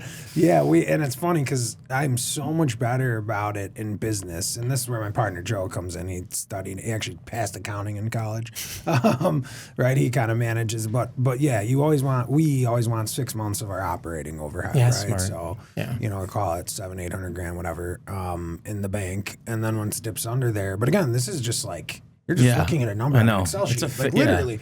Like, that's all it is. It's not even paper money, dude. It's just a fucking number. It feels like it's not even real, any of it. Yeah. And then people like now be like, oh my God, get 8-figure business. Oh, you must be. I'm like, no, I'm sleeping on my parents' couch still 5 years later. I got a new place coming, but it's still 90 days from now. Yeah. Like you said, they don't get it. You said people or private equities are hitting you up pretty frequently. Yeah. What do those conversations sound like? Are they, I haven't allowed them in, really, to be honest. Just because we're not there, and not from our side, I just wouldn't explore that. I feel like, I have a network of people who have bought and sold businesses. Like I said, Joe and Tom have got us going, and my brothers invest in different companies. There's people, if that were ever to happen, that I would probably sell or take chips off the table to personally, right? A family business. We raised about $500,000, or I raised $500,000 and turned it around within 6 months, cash flow positive. Like you said, cash flow positive, but that doesn't mean I'm making money just because they're getting their, small distributions each, right? But that just adds up to my dad will be like, oh, I don't want it anyways. I should pay more taxes. And he's 73. He's not making any money. And you're paying juice on those distributions. And you're paying too big. It's like. Do you guys ever use like a line of credit, like $1 million you guys had and hold? We just got, so about 4 years in business, we just got a nice line of credit. We have some good relationships with a couple different banks, Lakeside Wind Trust. We do a lot of work with Huntington, trying to get them PNC Bank, But that's the other weird thing. I'm glad you brought that up because we have a lot of different partners in the business, or I should say investors, and someone had to PG it out of the gates. Shout out Joe, thank you. But we're looking for the last 18 months, Jared, for a line of credit, and then we don't need it, right? Oh, we'd rather have it. But you'd rather have it to raise, to make distributions, whatever. And finally get like $500,000, $1 million from somewhere, but that the requirements, what they're asking for, is like so crazy. Or the personal guarantee or whatever. Yeah. I'm like, here's 4 years of a healthy cash flowing business that has no debt. What more data do you want? Profitable, that pays all the taxes, never made any mistake. I shouldn't say never made any mistakes. We've made mistakes, but I mean, from a financial perspective, right? You're not leaning on different things or taking loans against this to pay this loan. Like we haven't needed one, and we still don't need it, but it'd be nice to have it. And it scares me because it's like we're a healthy, 8-figure business. We finished just under 10, and we've approached many different banks, and they're like basically tell you to kick rocks and you're not big enough or whatever. So what is big enough? Exactly. When do people get a $5 million line of credit without even blinking an eye? Like, who do you have to hang out with, right? That's where my head goes. Yeah, that's those bankers, dude, because the bankers don't know. No. Like, everyone's I'm a VP. Every fucking one. Everybody's a VP. Yeah, dude. Like, dude, no, because it's just, I think I tell guys this too that I do consulting with. Like, I would get a line of credit as much as you can, because let's just say you want to, I deal with a lot of service providers. They want to open another office or whatever. Mm-hmm. Instead of taking on a loan, pull from that line of credit, utilize your first starting business or location to help fund and pay that off, versus saying, hey, I need $300,000, because you got to pay $300,000 now. Yeah. I would slowly pull from that, be able to pay it back and leverage that. Yeah. Instead of, and people are like, oh, that makes a lot of sense. Well, dude, do you want to pay the $300,000, or you want to have interest due on it every month, or you'd rather just pull when you can? Right. And you don't have to use it, guys, but I'd rather have the option. Yeah, exactly. Because you don't know, dude. Yeah. Or there might be an opportunity that says, hey, Alex, you know what? We got an opportunity for this other company. We need $500,000. Okay, perfect. Pull from line of credit, and boom. I don't have to go to the bank. Right. I don't have to sell them on what I want to do. Mm-hmm. Yeah. It doesn't matter. Mm-hmm. And so you having those options, because when you got cash in hand and there's a deal present and you're not there, forget it, dude. The next guy's going to take that. Yeah. Real quick. I mean, it's huge. And I know so many guys that are like, oh, no, I don't want it. But like, bro, I'm telling you right now. Just get it. Because if somebody needs cash on hand and for a deal that's in your line of work and you got the cash, And and the only reason why I say this is because I know a guy that's had a big line of credit and had a company that was, I wouldn't say going under, but they were hurting pretty bad. Yeah. He's like, okay, I'm going to give you this as an investor. I want this percentage. Now, he didn't have the cash on hand. His other stuff was in assets as far as the stock market, real estate. Up, yeah. yeah. You know, he was asset heavy. He wasn't liquid heavy besides line of credit. He pulled that. Now that business is successful. Wow. Got his money back. Now he has 2 businesses. Line of credit's paid off. I mean, he couldn't have done that, right? No. Like, Had he not taken that and a lot of step. people either like to be really heavy asset or really liquid. Right. Now, I'm a firm believer in the ground. I like to be heavy asset versus like real estate wealth creation, and then utilize like lines of credit, things like that I have, in play, because, you can have your money in a high equity savings account, but dude, the money in the ground, the money in here, and you got to be blended where it's the market, the real estate, cash on hand. But if you don't have that cash on hand, dude, I know so many guys that have lost deals on that when they could have been like, fuck, bro, if I just gave this guy even $100,000. Right. Could help me out somehow. Dude. Yeah. And you're not paying that $100,000 back right away. You're slowly paying it back. And if anything, that investment's paying you the next month to pay it off. So you're breaking even. Right. And I'm not even paying the juice because it's just going right away. I wouldn't have done anything with it anyways. Right. So basically, it's like an equity or a private, it's like a rental property, And so you guys got to think outside the box, man. Yes. And the problem is until you get into that problem where you need that line of credit, you're not going to think outside the box. So I'm telling you guys, Alex is telling you guys, like, these are the problems that you get in business. Start is where the conversation. Yeah, or when like for example, like December, January, where cash flow's low and you need that line of credit for something to build or whatever. Like, if you didn't have that, the banks would be like, dude, you have no jobs. Like, I'm not going to give you a line of credit. Yeah, where's your whip report? Yeah, exactly. Yep. I mean, that's key, man. But it really is. It scares me though for the future generation because, like I said, like I put together good for my board, right? A good, financially successful guys is what I will say. Plus, me and my operating partner, we're on our way there. We're getting there. But like, if we struggled this bad just to get a line of credit with such a healthy business and the crazy growth, right? In 3.5 years, whatever it is. Like, what about the Joe Schmo or not even Joe Schmo? What about the kid who's 24 who wants to go start a landscaping company by himself? Yeah. How is he, going to know who to talk to, how to talk to them, when to get it? I mean, it's like no shot. Dude, I had no shot when I went to get money from the bank. Right. I mean, I came out of school, $300,000 in the hole. I wasn't even married at the time. I was living in River Forest. Oh, sure. My wife had to take a home equity line of credit out, and I had to save up money to put down on a loan. I had no assets, dude. I came out of school. Yeah, I had a broken down Chevy Colorado, used Orkin truck, dude. I didn't have a house. Like, I had nothing. And now I'm super loyal to that bank. Shout out to Wintrust Bank because they gave me a shot, dude. But if I didn't have that opportunity, like I couldn't do what I needed to do. Like I needed a shot. And so it just like you were saying, dude, it's so tough for these kids to come out of school because they don't have assets.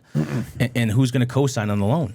Because at the end of the day, the bank doesn't care who you are. They want their money back. Right. So they need an asset on hand to be able to collect. Yeah. It is what it is. And if you don't have that, if you don't have anyone to help you, you're basically handcuffed, dude. I mean, unless you're taking hard money, and then hard money is going to cost you even more. Yeah. You don't want that hard money, dude. I never wanted to take it. There's always something with the hard money. It comes with something. Yeah.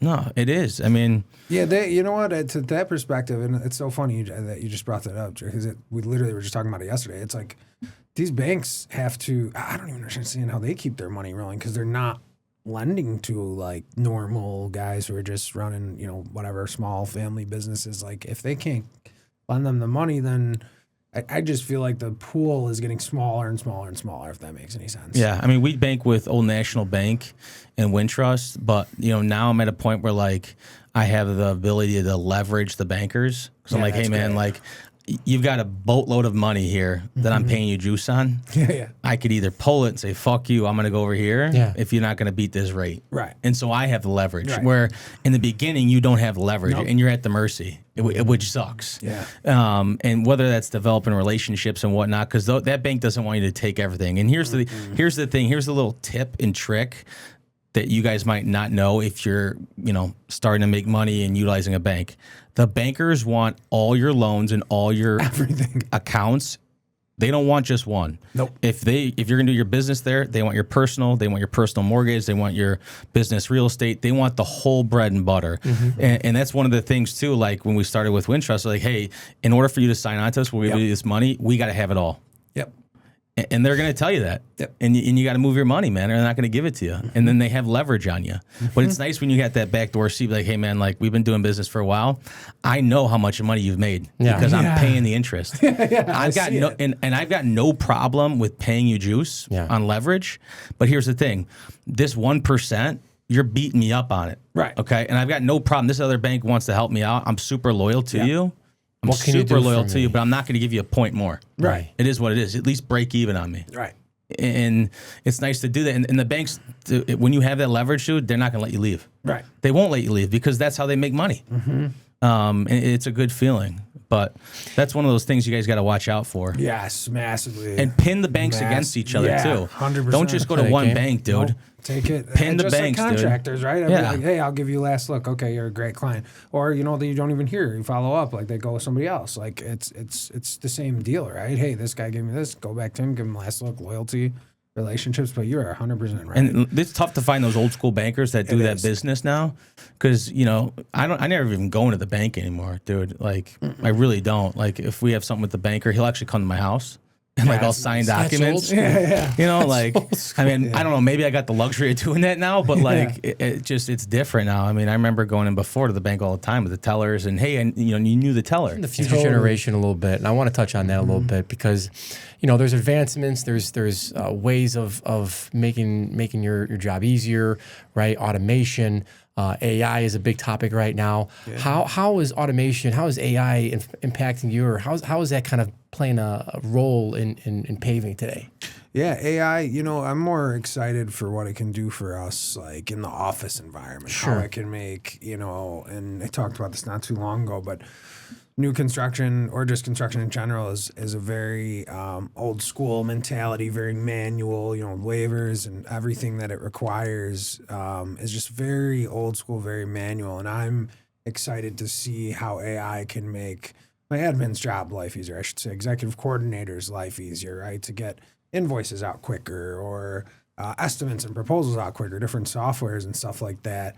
In terms of work in the field, I wouldn't say, I don't see a lot of it, AI changing much of like a paving job. Sure. But, there's trades like, seal coating, right? Putting those oils back into the pavement that, there's one guy or two guys with the wand out there all day. And maybe there's like something, with machines that can help in the future.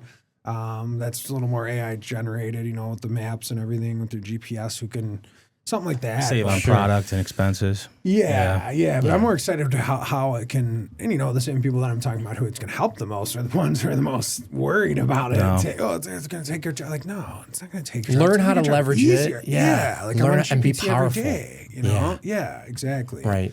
I think AI is going to be, at least for a numbers person. Yeah.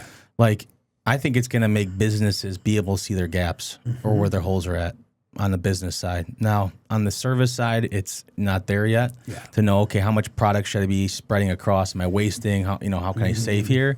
But I think that's the key thing for business owners is understanding as you use AI and you use it in a way to look at your numbers and where we can cut, where we can make money, or how there's gaps where we're missing money on the table. Like, dude, that's going to make businesses way better. Yeah. And so it's like, it's difficult to say like it's taking people's jobs. Like I'm sure it is in some cases, whether it's digital marketing and things like that. But I think it's a tool that you have to leverage, whether it's ChatGPT or these other ones like that. And even in healthcare, I think it's huge, dude. Yeah. The person that can leverage it the best, that's who's gonna go to that next step. I think like everyone's, like you said, scared. Is it gonna take my job? Well, it might take your job, but if you know what, if you learn how to use it and you're very dangerous with it and you're very knowledgeable about it, quick, that's just gonna make you stand out from everyone else. Exactly. I always tell people this, like, you're in paving. Do you know one AI platform or app that does anything with paving? No, other than what I've put in ChatGPT myself. Yeah. Like, bro, that's a vertical right there for your sector. Like, create an AI based off of your business teach it, educate it on, okay, these are our typical cash flows. These are our typical numbers. This is where our gaps are. This is our overhead, and be able to leverage that app. And then you could sell it. It's like, it's almost like another business opportunity, man, because it doesn't matter. My AI or my, is going to be completely different than yours, right? And vice versa. So when you talk about AI, I feel like everyone just is a general blanket of like ChatGPT, like that's the only one or whatever. There's so many different ones that aren't even applicable to you, to me, to anybody. Right. And I think that's like the key. Like, dude, if you're worried about it, then develop one yourself and then leverage it and sell it. Yeah, like. But to go back to that PE money, dude, I think I'm just like spitballing here, dude. Like I can see you guys, like you guys should not sell out the PE, man. Like I can see you guys strong. Yeah, no, man. Like like your game, what you have right now, just based off of not having to have the crews on site, or like you don't have them on your payroll or whatever per se as a W-2, and then going national, man. Like you guys can get to easily 60, 70 million, even 100 million. And then I wouldn't even take a straight buyout, dude.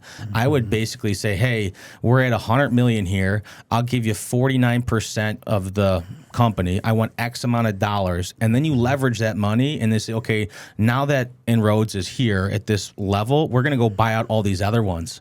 And then you take that money and say, okay, now you can buy us all out. So you basically leverage their money and time and resources and saying, okay, if we were to get a 10X return on, or a 5X return, okay, now we're getting a 10, a 20% return higher than what we would have gotten. And I think a lot of guys just go straight away for that PE money buyout because they're just tired or whatever. Yeah. But think about this, dude. Now that you've gotten bought out, now you stay on as a consultant, and then you just make sure and manage and run to make sure that these other PE companies are buying the proper paving roads or companies. Because you know the business. They don't. They see the numbers. They don't give a shit about the business. They want to know exactly. But now you have the accounts. Now you have the relationships, and that's your leverage against them. And so you pin that PE against themselves. 100%. Because here's the thing, guys.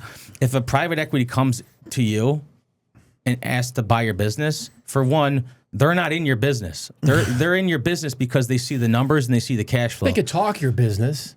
They could fake it a little bit. Yeah, they can fake it. They can't fake. You sniff out bullshit pretty quickly. They're not going to fake your numbers because they're going to see your numbers and they see your revenue. Right. And if a private equity is calling your name or they're knocking on your door, that means that they see a gap or they see some sort of leverage that you haven't taken advantage of, and so they want to take advantage of it. That's the only reason why. So how do you outsmart them? I think it's a great compliment, dude, that PE's calling on you guys for this and that. That's just showing that you guys, especially being 5 years out, that's a huge, dude, that's a huge compliment to what you guys are doing. You guys are actually making waves. Like, but I think people are just so scared of, like, oh, if I don't sell it to PE, they're going to do this roll up over here, and then they're going to monopolize me anyways. And they're going to undercut me on bids, and they get kind of scared and freaked out. Yeah, and you got to kind of just say, "Fuck you!" Like, this is what we're going to do. If you want to be a part of it, like, cool, and you're ready to take a little bit of money on. I mean, I know a guy that did that, dude, and he 10x'd his return significantly. Yeah. And you know exactly what I'm talking about with that story. I'm not going to drop his name, but yeah, and that's all I got to say kind of about PE money. But have you ever given it any thought of opening up another business or starting another company if you were ever to sell? Have you ever had those thoughts? Yeah, just about the comment on Drew's thing, like, there's a lot of this talk about like 2030, right? And another election cycle and the Great Recession and history's going to repeat itself and all this stuff. And maybe it's just because my dad was born in 1953 and went through the flower era. I see things like I try to see things more positively, but I can see people. I do see every day. We work with guys who are over leveraged. You can just tell the way they talk, the way they feel. Yeah, and they're out in the field paving themselves while taking the sales call. While I see around 2030, whatever, the next like big downturn. Us being stable enough too, to your point too, to grab some of these guys, not maliciously, like, hey, we've been working with you for 4, 5, 6 years. Like, what do you think about coming on? And everything kind of stays the same, but like you come in within the family, and now, okay, that's another way to get to 30, 65. Yeah, they're a subsidiary of Inroads. Right. You And know, then you they go- keep their name, their brand, because you want to keep their contacts and their relationships. Yep. Sorry to cut you off. Go No, ahead. no, Yeah. that's it. That's 100%. And then you go out. Yeah. And 100%. that's what PE guys do. When a private equity firm buys your business, they don't change the name of your business Right. to so-and-so PE, okay? Because that's going to decrease the value of your business. Right. Your business is based off of your brand and your relationships. They're buying a cash flow, okay? They're buying that Rolodex of business. So if Alex was to go buy out not a dying business, but one that's struggling over leveraged, little bit, he's not going to just change the name to Rhodes. Right. Because the people that are doing business with that company for the last 20, 30 years are going to be like, who the fuck is Alex? They don't know Alex. Yeah. You know, they know the guy who owns it. Yeah. And so it's a subsidiary of it. That's why, like, people be like, oh my God, this is owned by private equity. Yeah, dude, like, this is owned by private equity. The guy just still works here as an employee now. Yeah. Like, Right. and people just have no clue. I can't Yeah. tell you how many businesses that you drive by on a day-to-day basis are owned by private equity. It's crazy. You know, because the business owner was over leveraged, had to sell out, got a divorce, needed money. Like, I'm telling you, the PE money, dude, like they take advantage of you, nuts. bro. Yeah. You got to Oh, know yeah. how to leverage them. Yeah. You know? Yeah. That's why I'm like, nah, I'm good. Yeah. I'm good. Good. Hold strong. Well, once that day comes, it'll come. Yeah. Or not there. A lot of like dentist place and like Yeah. yoga studios and like weird. Well, the thing you about could feel it. Yeah, you the thing know? about PE is they never want to own like a physical asset like real Right. estate. They're only about the cash flow. Yeah. If the numbers make sense and they can see like and they're looking at your books and say, "Hey, Alex," they're not going to tell you this, but they're going to have their forensic auditor go through your books, and they're going to see. Okay, they're going to ask. Okay, based off of this consultant knowing all the stuff about asphalt and concrete and paving, tell me what's going on with his books. Where is he missing? Is he over leveraged here? Is he under leveraged here? And that's what they pay these people to do. And then they find the holes and say, "Hey, Alex, we're going to give you this." And then based off of how much they give you, they have a percentage of how much they can grow it, and then they're just going to sell it off to another PE. Right. It's crazy. You know, Very true. and they don't give a shit, man, about the product. I'm worried about them in the trades. You know, I know you were talking about that earlier because they're just coming at the trades so hard, and I worry about 20 years, 10 years, 15 years about the product, the customer journey, the experience, like our future employees or whatever, right? Like with these guys, not calling the shots, but I just saw with one of our subs actually down in Atlanta.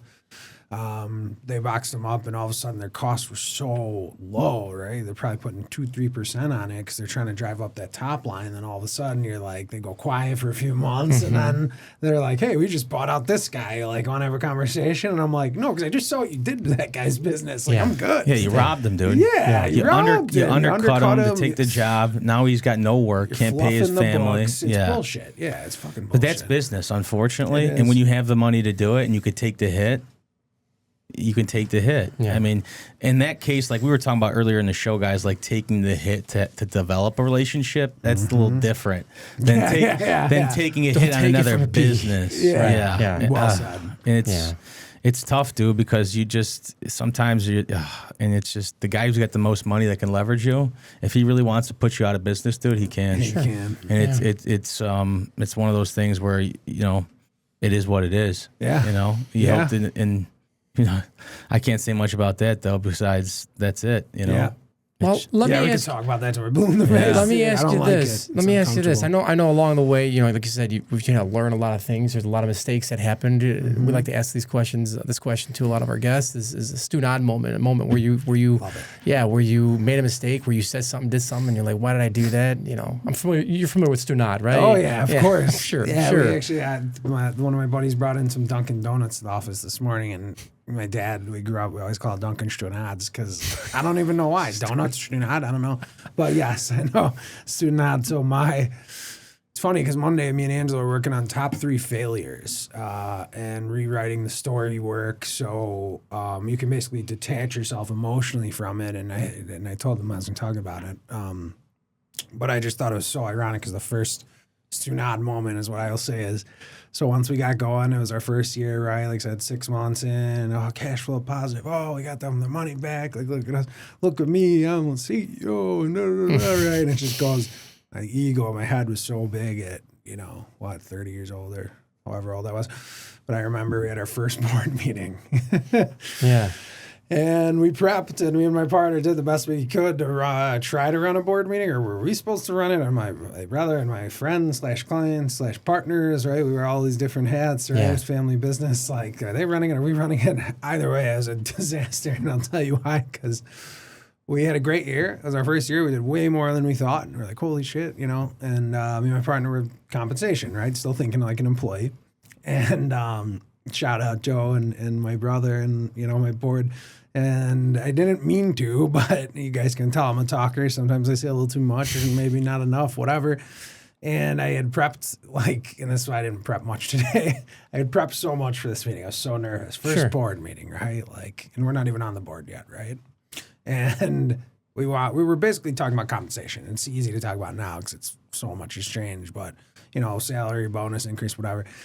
And I thought about 100 different ways, and I'm like, all right, here's my narrative. I had it written down, and I forget, we were talking about this, talking about that. And then at one point, it just came out of me, and I just said, I'm fucking broke. I need money. I can't say it without laughing hard. I'm like, guys, I'm broke. I need money, like just like that. And they're all like, this is a board meeting. Well. And God, I make myself look like a Stunad. Yeah. Oh, my God. And now I can detach from it emotionally. Now everybody makes fun of me because of that remember that moment. time? Yeah, I remember that time. And I'm Yeah. like, man, and to what we were talking about earlier, Drew, like, you don't know what comes with it. And God, I didn't know. I wish I had that guy who walked in that boardroom after those first 8 months, you know, 5 years ago or 4 years ago. I wish I still had those balls. Yeah. I can't just even say that now but you just go through so much and like the risk. You become more risk adverse. You try not to be too risk adverse where you miss opportunities, but it's like flipped. My operating partner, Joe, was always, you know, he's an operations guy. He's very risk adverse. Now he's very like willing to take risks. And I was like the least risk adverse person ever. I still kind of am a little bit here and there, personally, professionally, but now I see, you know, the downside of stuff. I see risks more than I ever have. And that was probably started in that board meeting. Like, I'm broke. I need money. Or, What did everyone say? How did everyone like look at this? Did they like look at each other and say, fucking serious? Like, he's supposed to be leading the company? Yeah. You know, and hiring people and growing relationships and coming on podcasts. And yeah, we joked it off, right? Thank God they joked it off because I don't know what else would have happened if we didn't. Yeah, that's a good way. And then we had a strong second year and a strong third year and fourth year and whatever. But I felt like a fucking moron leaving that meeting. God. Yeah. And I didn't know until my operating partner's just like, did you really just say that, dude? He gave me this look, and I'm like, oh shit, I must have said something wrong. You're naive in the Naive. unintentionally. You know, it just is what it is. It's a learning experience. Yeah, totally. But I mean, at least I like how you know you're open and honest and communicate. You know, like you call a spade a spade. Yeah. And you know, think about if you didn't. You know, if you didn't say, hey, I'm broke. If you didn't come to terms with reality. Yeah. You know, like maybe on the other hand, like. If I was one of those board members, not to say at the time I would have done this, but I'm like, oh, fuck, man. Like, am I checking in with Alex? Like, am I doing everything I can? Yeah. Like, maybe, you know, like, I missed something. Like, I don't want my brother to struggle. Like, I don't want, like, fuck, man. Like, he's busting his dick. Like, okay, we got to help this guy out. You know, like, if anything, a call to action, you know, for the other people. Yeah. Yeah. That's what happened. I'll tell you what, all the other board meetings have been much smoother ever since that one. Oh, that's good. You know, like, It's been uphill since then. set this precedent, and I'm like, all right, move forward from here and actually talk about real problems, right? You know? Yeah. Oh, man. What questions do you have for the Stunads, man? Oh, man. Tell me how you guys got started. Everyone on the always likes to podcast. ask that question. Yeah. Yeah. I mean, Drew and I, we actually we just met each other about a year ago. Yeah, a little over a year. Yeah. Oh, I thought he was being facetious. I couldn't tell. No, being serious. We met about a year ago. We're neighbors. We lived down the street from each other, and you know, I don't know. Our paths crossed one day, and Yeah, our wives started hanging out with each other, right? We've got kids that are same age, so like it's our worlds kind of came together organically, right? Yeah, our kids go to school together. We coach soccer together. We coached our girls soccer team together. It wasn't like our first thought when we met each other that we're going to start a show. Definitely not. But we hang out and he's got a patio. We were watching TV. We watch a lot of podcasts, like we talked about, and we have all these thoughts. We have all these we have this entrepreneur spirit, and we're like, you know what, we should just jump online and talk about it and try to help other small businesses, try to help other entrepreneurs get from that, should I start, to the let's go. Let's go. So, I mean, and I know you've got a little bit more of a backstory where you, growing up, I'll let him kind of talk about that. That's amazing. I'm one of those guys, like, I'm 33. I'll be 34 in a few weeks. And, I got a small group of guys, man, that I run with. I mean, just as like the things in business that like you miss out on, or, guys don't understand what you're going through because they're just doing their 9-to-5 W-2. And, like I kept very quiet to myself. The last 7 years I've been in business. I've been in business since 2018. So we're coming up on 8 years here. And, I was, kind of like the quiet ghost hustler, dude. Like I just put my head down, had a lot of adversity. And it affects on my health, affects on, relationships. But that was my thing. I was like, dude, like, because every time I talked to somebody like our age about like an issue, like they didn't understand it. They thought that I was like bragging, or like I was like, had this ego. I'm like, dude, I don't, like, these are the problems I'm dealing with. I'm trying to brainstorm with people. You need help. I'm trying to brainstorm with people. And then that's how like I ended up with like a business coach, because I'm like, dude, I'm in uncharted waters, like from my parents financially to like my friends financially. Like I don't know who to lean on, who I can trust, what I can do to talk to. And so then you slowly start like narrowing your circle. Yes. And then I did a lot of like self-reflection from reading personal development stuff to listening to podcasts from Ed Milet, Andy Frisella, guys like that. And I just kept my mind right. And my, even today in the neighborhood, like I don't talk to the neighbors. I mean, talk to the neighbors, but like my crew of guys is very tight. Yeah. Because the fact is, like, people don't understand a business owner's problems. Yep. And when you talk to them, they can't understand when you got to pay, $250,000 in tax, and they're like, "What do you mean?" And they're like looking at you like, like, what the fuck? It's a different world. They don't understand. They don't understand different trusts. They don't understand, having to make the nut here, having to pay here, or, we got to leverage this 401k or this Roth or the mega Roth or the real estate or 1031 this, or, the Augusta clause for the tax. They don't get that. And that's all the stuff I had to learn, and I had to learn from other guys because a lot of my close friends are older dudes, because like they've been there. Yeah. And the people that I've talked to in business, my number one asset was my papa, who raised me from a kid, and he was in business for 40 years. He was an immigrant from Italy. He came here in 1955 with 10 cents and a banana. Wow. And dude, worth millions of dollars now. He dresses like a farmer. You'd never know. Like, same here, my dad, like double pockets crazy. With the SAS shoes, dude. He's got the pants all the way up to the belly button, dude. Just old school like that. And so like neighborhood talk and sitting down at the table and learning business, like I still talk to him today. He's turning to be 93 next year. Wow. And we talk about, hey, what are you doing? What's next? What are the next 5 moves? Hey, this is what you can do. This is what we should do. Or let me tell you the story, what happened. And like he's always been like that voice for me, like that resonating voice where I can count on and chat about. And I recently started like consulting with people this year because I'm like, dude, why am I telling people this stuff for free? My wife's like, you should just like charge people. And I kind of started, I was like thinking about, I was like, I don't really like to like go and like, tell people I know everything. Again, I've only been in business for 8 years. But I'm like, maybe I can help people. Maybe I can make some money while doing it versus like being on the phone for an hour, coming home from work and my wife being pissed off, maybe I could leverage it. And then that's how it started, man. And like, again, we self-fund this podcast so that we, everything's funded by us. And again, one of the ways I learned was listening to the guys that pass it down for free, and leveraging that. And for Paulo and I, the one thing is if we can help just one person listening to the show and make a difference, dude, or like you can just pass on that torch, like that, that's all we need. We're not here to go viral, this and that. I mean, obviously we'd love to, but that's kind of the goal for us, is to just get in and hear business owners, young guys, old guys, hear their story, their failures, and actually just be real authentic with the viewers and say, hey man, like this is a no bullshit, like this is what it is.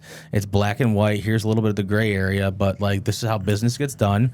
These are the numbers. It's not all fantasy that you see on social media with the cars and this and that and whatnot. And there's a lot of ups and downs and a lot of waves. And it's not just, you see this thriving business. There's a lot of shit that's south on the back end. Oh, yeah. There's a lot of stuff that you don't see. There's a lot of mental stuff. There's a lot of things like that just people disregard, and because they think you're making all this money, and it's really like, dude, like I'm not, like I am, but I'm not, and I'm leveraging it. But there's a cost to do business, and there's a cost to actually run the business, and then there's a physical cost, there's a mental cost on the business owner. And until you're in that game, and until you can walk those shoes, you don't have an appreciation for being able to employ people or being able to do these things, or whatever it is. Totally. So for us to see you, dude, like 34, that's huge, man. I mean, grinding. I mean, to get to 8 figures already. Hope to get to 10 next Friday. Yeah, I was gonna say.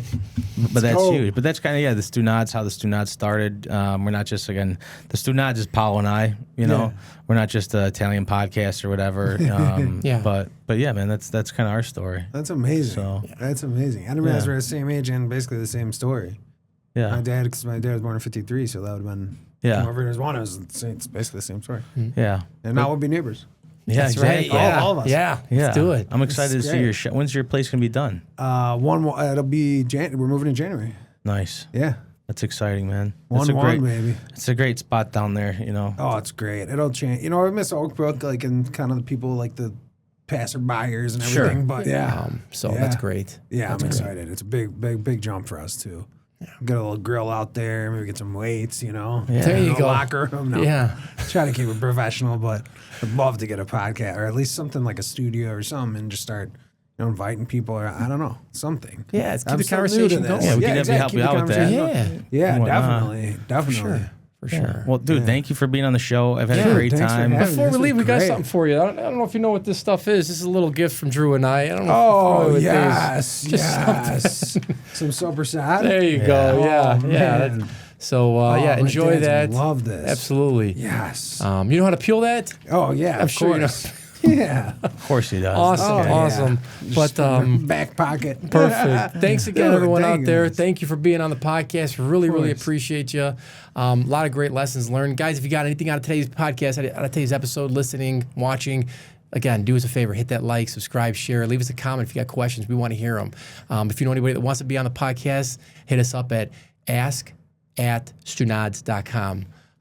If you want to be on the podcast too, give us a buzz. All right, buddy. We'll leave all of Alex's information down in the comments too. If you guys want to reach out to him, if you guys want to do business with him, if you guys want to know more about Angelo's business coach and Vistage. Yeah, I always call it Vistage the Italian way. Fancy it up a little bit. Yeah, exactly. That business consulting group. We'll definitely leave those information, but make sure you also like and follow him as well. And we thank you guys for watching the show, and we'll see you guys next week.